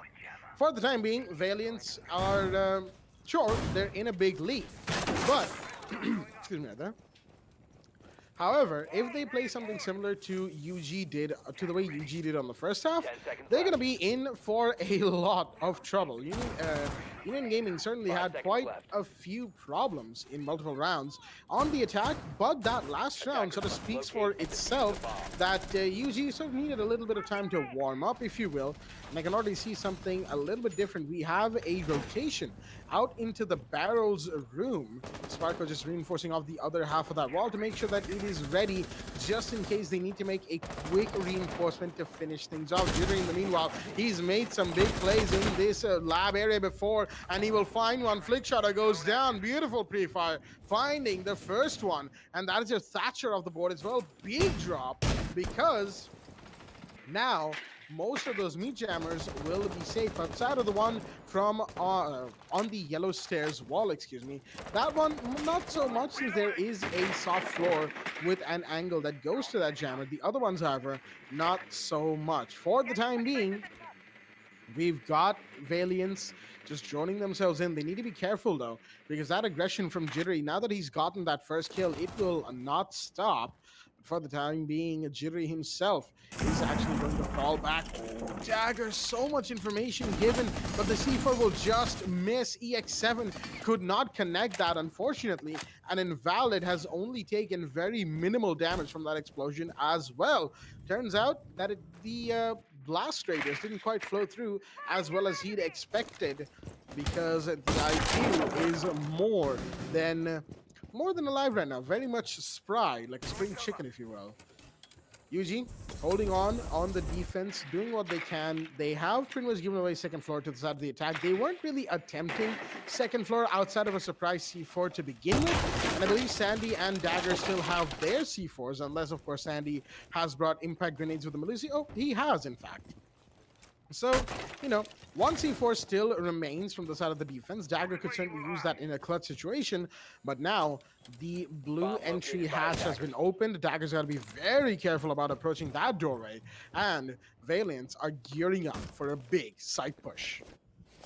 Well, with Flick Shotter being eliminated, opening up those walls would be a difficult task for LYC Valiants to deal with. And talking about that, it's going to be EX7 getting the frag on towards Invalid after failing that C4 play in towards Cafe. And Ace using the Selma Breeze charge to open up yellow stairs, but unfortunately it's been mute jammed. And since Jittery getting that kill towards Flick Shotter is making LYC Valiants' life much more harder into opening up those walls. They are now forced to push in at the entryways. It is very difficult for the attackers to deal with, but they thinking of going to hunt the Jittery first, in which they will succeed taking him out. But now it's a 4v3. They have to force, they have to push towards the side, in which Sparko and Sandy, both of them are already holding an angle. So one kill comes in, it's going to be Kingsley who's going to go down. Sparko gets the other, and all goes down to Doa, who is currently opening in towards the Dragon Stairs entrance. But unfortunately, he wouldn't do anything much more than that. UG will be the one winning first floor armory. Round 7 goes to them. As we take a look at it in the instant replay, we now proceed to round 8, where UG is slowly getting back up in the lead. The site would be on second floor initiation room / office. Oh boy, I have no words. Well, I guess I'm gonna have to make up for your lack of words to speak in this situation, Baba, and say that, you kind of left me in a weird spot there. I mean, I can't exactly transition from I did that into twice, to be honest. I did that twice. You did, but the first time was a little bit more in flow. I had an idea of where to go from here. But since we're in the pick phase, I mean, I can't exactly transition off of that very cleanly, Attackers if you need to will. locate Regardless, and defuse bombs. odd, odd verbal transitions aside, we're going to be moving into the 8th round for the side of Union Gaming. Now, one round away from taking the equalizer and putting themselves in contention for Bomb going located by for that attackers. lead. They're going to need to do that if they want to have a chance at winning this game. Again, the closer this game gets, the closer we get to overtime, ladies and gentlemen, and the happier we get, because we get to see even better and better Rainbow Six being played. 10 As seconds left before insertion. as somebody sitting here spectating the game, alongside our 5 seconds admins, my remaining. co-caster Baba here, and I'm sure everybody in the chat right now, everybody would love to see some Attackers really are good moving to games, defuse a bomb. really good rounds coming out from both of these teams. And what better time is there for some really good rounds, if not overtime itself? And, I would love to say my catchphrase. I haven't gotten to say that in a couple of days. Usually, maybe, if you're listening. I know you're not, but, just saying, if you're listening spiritually, maybe some overtime action could suffice. I'm gonna keep my hopes up for the time. Fingers crossed, ladies and gentlemen, that we get to see overtime in this match. For the time being, Valiants, they're gonna have to jump themselves in a little bit more carefully than they did in the last round, especially for that early aggressive play that Union Gaming likes to do. However, they're going to be met with a castle barricade inside of Cafe. They're going to get that broken. Thankfully, they have Kingslayer playing the sledge, so not much utility will be lost there, because that hammer has many a swing on it before it actually breaks. So, there we go. Castle barricade taken care of. There is a Banshee just outside on the floor. Melusi leaving her mark on that particular region as explosions are going off as well. I'm not sure where that one was from, but Flickshot is going to find Sandy in the meanwhile. Lots of damage done to the IQ herself, but more importantly, Sandy is down. That's your Melusi off the board. More importantly, Sandy has made some very good clutches in the time that he has spent at Union Gaming. Right now, unfortunately, with him going down first, he won't be able to do any of those clutches for the time being, but Sparkle's gonna find Dibjo. That's another big drop. Very influential player gone to the UMP of the castle. Minute 15. It's a 4v4. Kingslayer pushing up. EXM's gonna find one. Dova goes down, but Jiri will drop as well. Kingslayer takes one with the L85. SMG comes out. He gets a double, and he's slowly making the push better and safer for the side of Valiants. Union Gaming slightly having a little self-implode moment, but they've still got plenty remaining in Dagger and EX7. This duo has done what literally has felt like the impossible before, and now they are going to have to try and do it one more time. I won't say a 2v3 is impossible, especially for a team like Union Gaming, but they're going up against some hot competition right now. I don't think that drone actually spotted Dagger, so effectively he may have given away his position by shooting it. And Kingslayer, he's going to prepare a grenade. He's going to toss it long. He's going to find Dagger. No, it won't. Good cover being used right there. And Kingslayer's going to have to make a big rotate. Is seen. Gas grenade goes out, but there is no damage being done to the sledge right now. Invalid comes in. EMP goes out. Bigger line of sight is made. And that site is about to be pushed. Dagger, shotgun out. Can he get away from the grenade? Yes, he can. Only into the hands of the SAS brothers. Kingslayer gets a triple, and the plant has to go off. It will be, but it won't matter. EXN falls to Flickshotter. The IQ takes the final kill, and Valiants will take round 8. Good attack, beautifully coordinated, and some good droning and utility work as well. And with that, we'll see it in the instant replay. Round 9 will be underway. 5-3 is the scoreline. Valiants looking like they might just take us to match point. Well, talking about match point though, we will see first floor lab and storage again. This time it will be UG's time to go into the site. It's been a long time since I see the site, because every single time when we see on defense on map theme park, it would either be on second floor initiation and office, or maybe on the throne room, maybe on throne room and armory, or maybe on second floor bunk and daycare. But it's been a long time since I've seen first floor lab and storage being played, and I'm very excited to see how we actually will get to learn more about how to to go for a defense on a site like First for Lab and Storage. Just keep that in mind. Do see Sparko playing as the Frost, the Mat, in which the attackers needs to be careful. Talking about the drone placements though from Valiants, it is exceptional. Talking about the way how they use their Ping 2.0 systems to give information on where exactly the malicious Banshee deterrent is, where exactly the Jaeger's ADSs are, from that very exact location with the help of those Ping 2.0 systems. They 10 did seconds left. eliminated the utilities, and then they start pushing in towards the Bomb side and, located by and attackers. started getting those 5 kills. A seconds very huge, plus point when it comes to Attackers gaining are moving to defuse the bomb. information.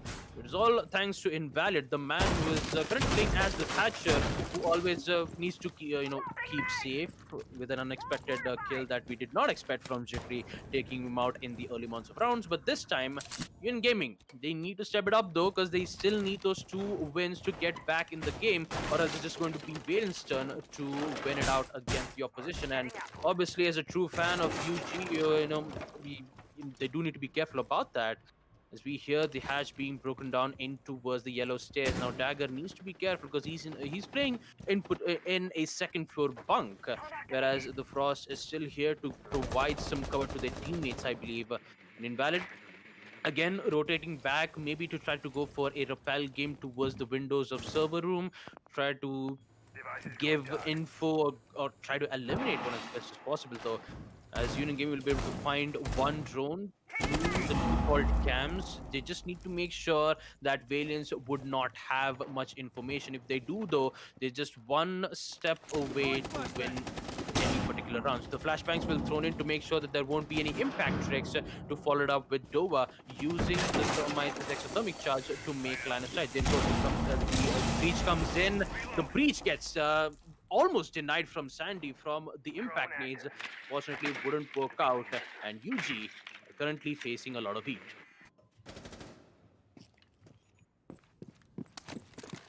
You caught me drinking water once again. I don't know how you do it, Bob. I'm gonna have to look into some sort of fortune telling to find out if you're gonna catch me drinking water the next time. But EX7 is certainly gonna catch Dibjol off guard. That is a big drop indeed, and that is your Zofia taking care of Sleeper from below. Kingslayer, he's trying to find somebody on second floor. Here's the Frost with the secondary shotgun, sees the rotate she's made, and Sparko very low on HP, hiding. Will he be found? No, he will find instead Kingslayer. He will lose that engagement. I don't think he was completely aware of where exactly Sparko was. Sandy finds another one. Invalid goes down. Union Gaming looking strong in this round as the Thermite. Lots of bullets fired. Not really for a whole lot. Sandy will get out of that very much healthy. As the gameplay seems to have come to a standstill. Dova and Flick Shutter is just kind of sitting there, not really doing much. Yep, you can hear the 556 of the thermite going off. Dova doing what he can. However, they're all right, never mind. I guess they're not going to attempt this situation, ladies and gentlemen. This is gonna chill out, give the team time to reconvene to talk about the round that they just had, and and figure out where they went wrong. As Operators, you are out of time. very unfortunate for the Thermite right there. Dova tried to get one, could not. EX7 and the rest of the UG cast take a round, and that puts them once again one round closer to the equalizer. Valiants, unfortunately, excuse me right there. Valiants, unfortunately, sort of faltering on more or less the exact same points that I praised them for at the beginning of this round, which is that while their intel and utility game was strong in the previous one, this round, not so much. They kept getting picked off, so to speak, and Union Gaming really seemed like they knew where these attackers were coming from. But overall, all things considered, it could just be that UG outmaneuvered them, and the Valiants are yet to bring themselves back in. And they might just be able to do that this round. 5-4 is the scoreline. Valiants are still in the lead. And we will be moving to Armory and Throne Room once again. Well, Armory and Throne Room one more time for UG to defend. They do win, however, they will be forced to pick either on second floor initiation room in which second floor initiation did win against Valiants. They still had a chance to, pick up the same side, but this time they're gonna go back to the first floor armory in throne room because, to be honest, the side has a higher chances of winning, especially on the side of defense. Now, talking about the operator specs, though, it will be the same. We 10 won't be seconds able to remaining. see any differences in any operator specs except Sparko, though, 5 where seconds he'll be left the one before manning the insertion. Maestro with the Evil Eye cams. Previous round, we did get to see him play as the Must Frost. locate and defuse the Decided to bomb. go for a mix of both anchor hold as well as roam, both at the same time. Did eliminate the heavy aggressive Dibjol with the SMG-11. This time, since the site is on first floor army room, Jittery yet again in the same spot. Valiants might adapt to this because they do know that there is one particular player holding in from the lab room in which Jaeger is holding on to. They just need to be careful not to get caught off on certain areas. Now, Valk will be able to take out some useful information from the attackers. That would be the drones, and it would be the same standard push coming in from Dibjal as well. The sledgehammer taking out the hatches, and then the normal drone outs to give the information to check how many of them are in the site, how many of them are roaming, and what can we do to try to counter this specific situation. Now, Invalid, we will try to get the access of the Gong room, whereas Kingslayer is still going for the information game here. Still, it's in the early games you only do see Valiants going for that information game, and with that information being relayed, they will now proceed to push towards the side. Dagger dealt quite a lot of damage there, right towards the Dragon Stairs hallway, in which Flick Shorter is currently holding that angle, though prone, and still they haven't lost any players just yet. And none of the teams have lost a single player just yet.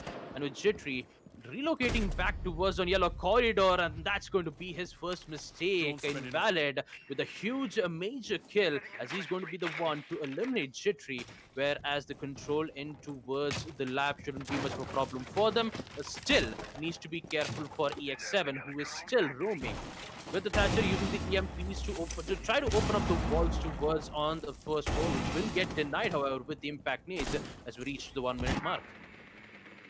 60 seconds remain, and Union Gaming are in a 4v5. Summer's going out from Dover to give themselves a line of entry, but that will be denied through that breach itself. Sandy doing some work. I don't know if he has a second impact grenade. He does. Dover cannot enter sight, at least not as successfully as he was hoping. Dibjol trying to go for some sort of grenade play.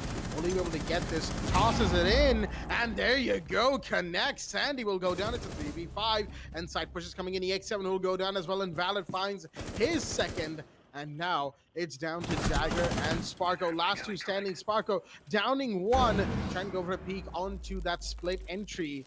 But Dibjol is only downed. He is not killed and can be revived. He's second now. I think he in fact is being revived. There we go.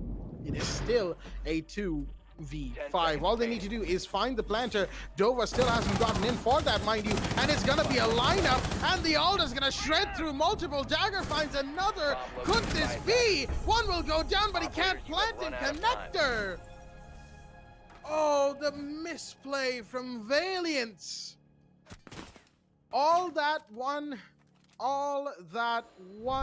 push did was quite literally nail the hammer the final nail into the coffin. As unfortunate that they could not go through the summer breach because there was none, and a prone peak there would have given them the same result as that all-man push in through that dragon door did as well. Dova could not have gone for the plant, given that he was already trying to push the Maestro with only so many seconds remaining.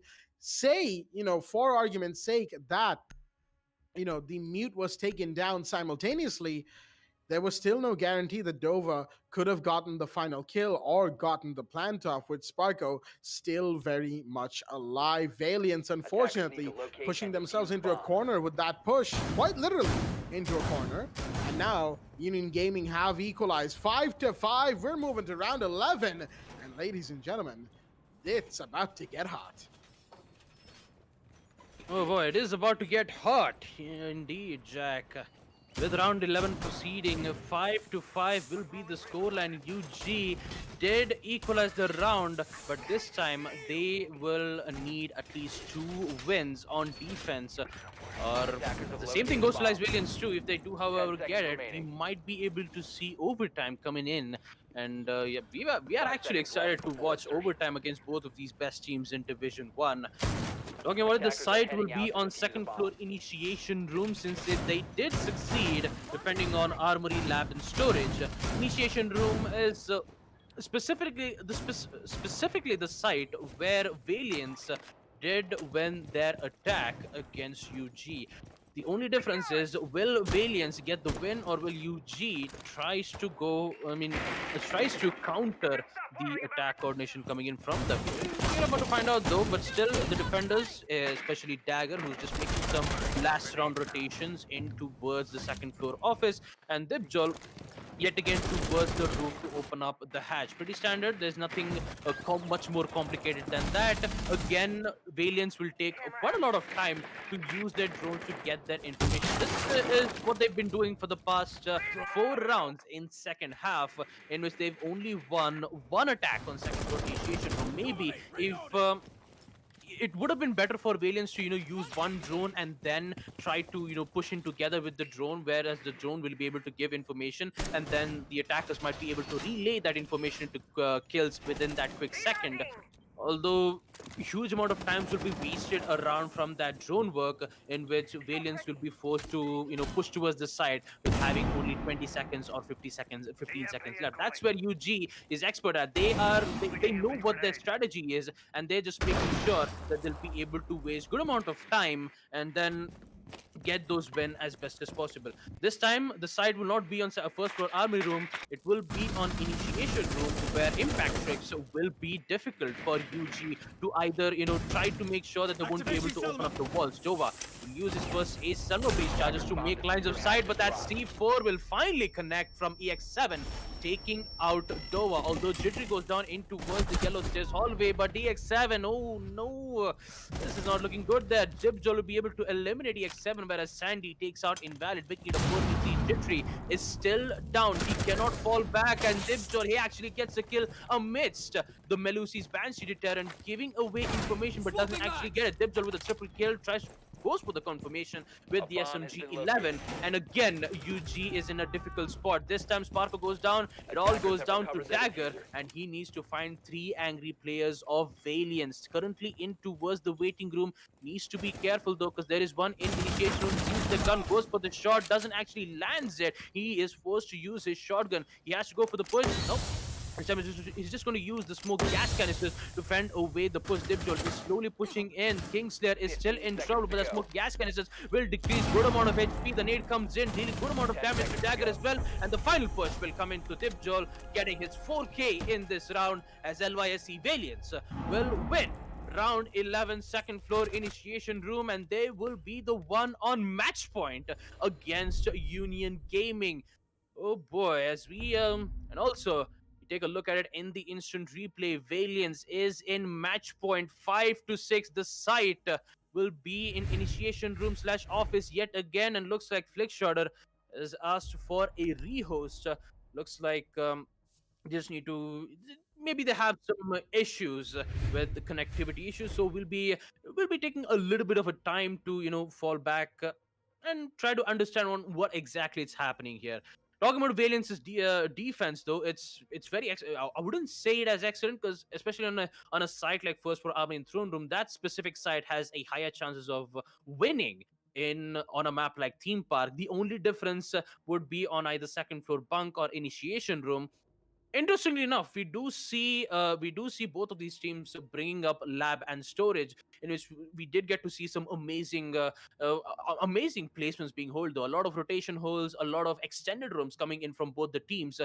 It was, however, a UG who did win that defense hold on first for lab and storage, and since they did, however, win it out on round 9. We are in round 12, where the side has finally been unlocked. They'll be able to pick up the same side yet again. The only difference is, will UG try to equalize the round, putting it to overtime, or will it be different?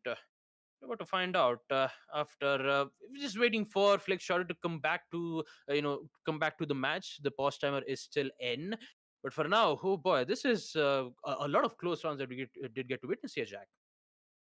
Oh, most certainly. Very, very close rounds indeed. As for the time being, Valiants looking to finally exact a little bit of revenge on Union Gaming, if you will, for that match so long ago.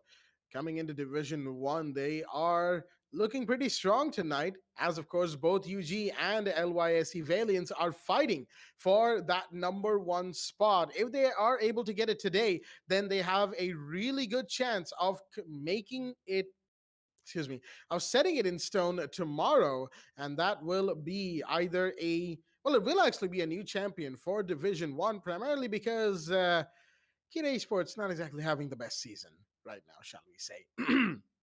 All things considered, though, you know, if the side of Union Gaming take this match and then tomorrow's match where they go into that top spot, well, then absolutely amazingly done, and they will return as the former champions of the league, and now as well they will be the best of this league. Division 1 going their way, but again, it all comes down to if they are able to make this play happen. For the time being, we are excuse me, waiting for Kingslayer to come back into the lobby, just like we said. Pause timer is in effect, but it counts as a team rehost for this situation. And, seeing as Kingslayer's situation means that he did not press that abandon match and return to menu button for whatever reason, he could have or he couldn't have. Since he didn't, he will be able to reconnect as soon as his game is back up and running.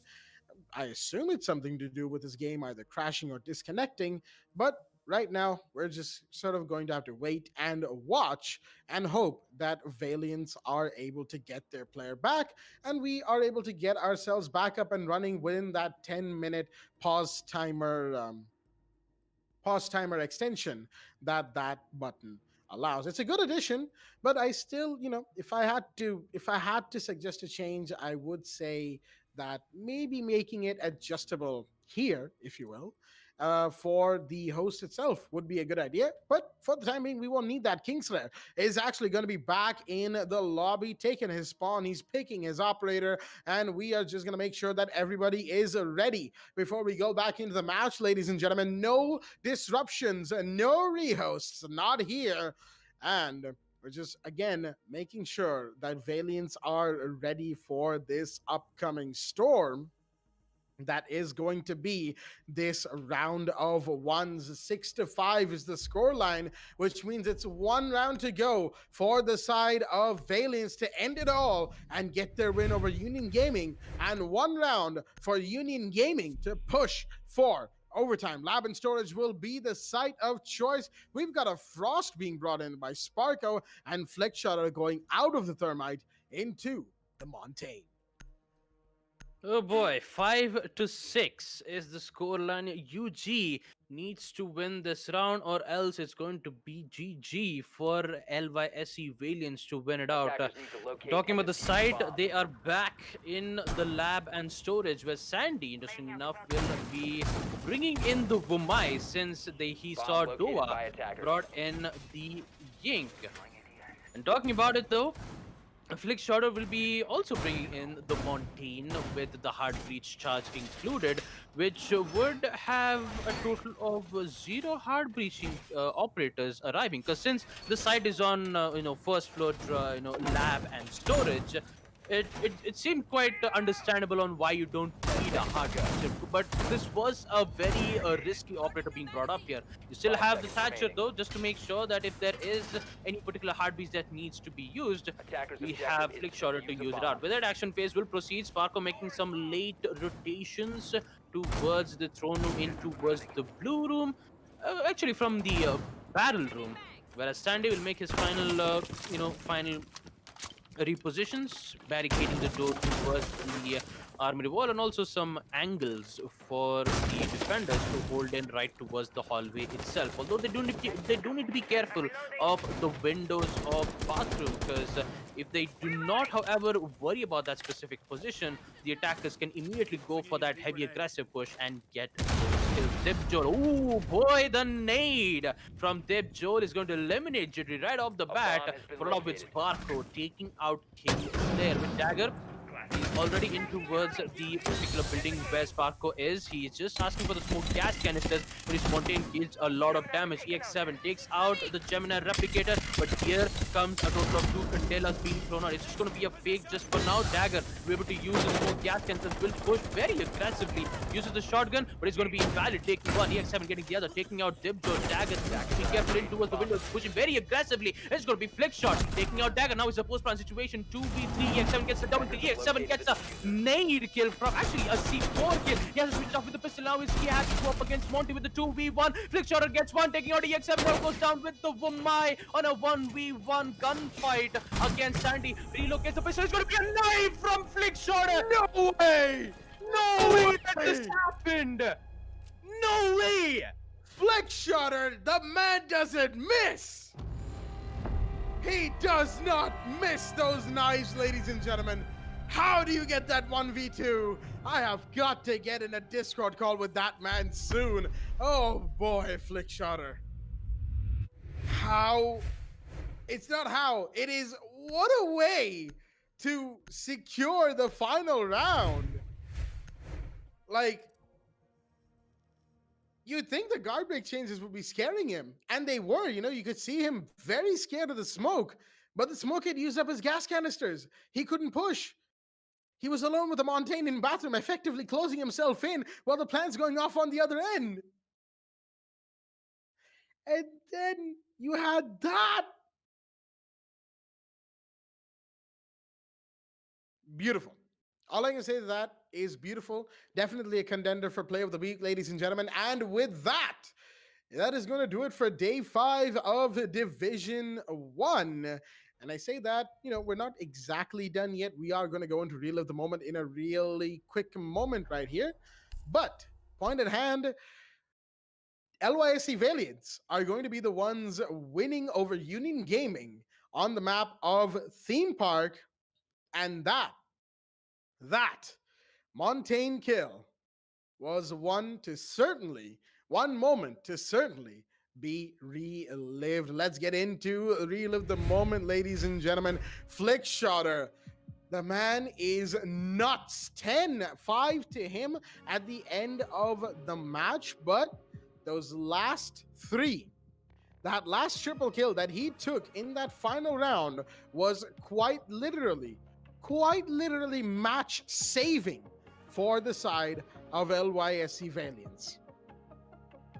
That, ladies and gentlemen, is how you play Montaigne in those clutch situations, using all the cover in the world, getting the shots in when needed, taking down the the Malusi, and then finding the Warden for the finish. Valiants, absolutely amazing. Union Gaming, just as amazing. You know, they were the ones who lost, but it's a 7-5, ladies and gentlemen. It came as close as it can be without going to overtime, and that speaks for itself. UG had several issues in their playstyle today that Valiants were taking advantage of. You know, a little bit lacking on the intel front every now and again. Maybe their utility game was a little off on certain rounds. Maybe they were just having a bad day, but the same can be said for LYSC Valiants, because on some rounds their utility and intel game was absolutely top tier, along with the gun game. However, on other rounds, they were making plenty of mistakes in those same departments, giving away rounds to the side of Union Gaming, effectively speaking. But at the end of the day, it was a contest to see who could outplay and outmaneuver the other in the best way possible. That is the kind of Rainbow Six Siege that we are here to see and cast, ladies and gentlemen. And let's make no mistake right here. Baba, I have been keeping an eye on that man's expression, and he has been rendered speechless, ladies and gentlemen. I'm not surprised. I mean, I'm only barely keeping my thoughts collected, or I was barely keeping my thoughts collected right towards the end. Flick Shutter, that moment will go down in TEC history. I am sure of it. A Montaigne 1v3, and that too, arguably one of the bravest and, dare I say, ballsiest knives that I have seen from a Montaigne in a long, long time indeed. And like I said, that was match saving right there for the side of Valiants. Had that not happened, then we would have had a much longer extension probably of that situation, or the Montaigne might have gone down quickly. And as LYSC Valiants will probably tell you, that is not something that they wanted in that situation.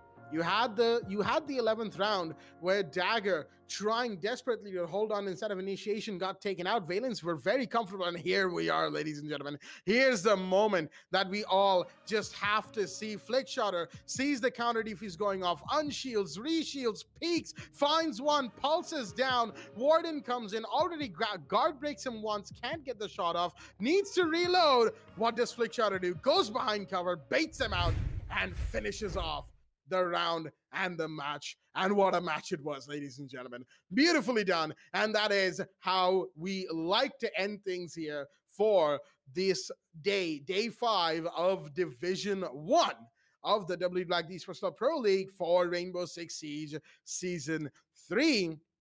And with that, that's going to do it for myself, Blackjack, my co-host, Babagusta, and our admin, Eisen. And we will see you tomorrow with more Division 1 Day 6, the last day. And now, there's going to be a little bit of heat in the top. UG are going to be in 3rd position. Let's make no mistake about how big that is, ladies and gentlemen. Both Valiants and Exterminate, 2 massive underdog stories, are top 2 in Division 1 right now. Let that sink in as we say, stay tuned and good night.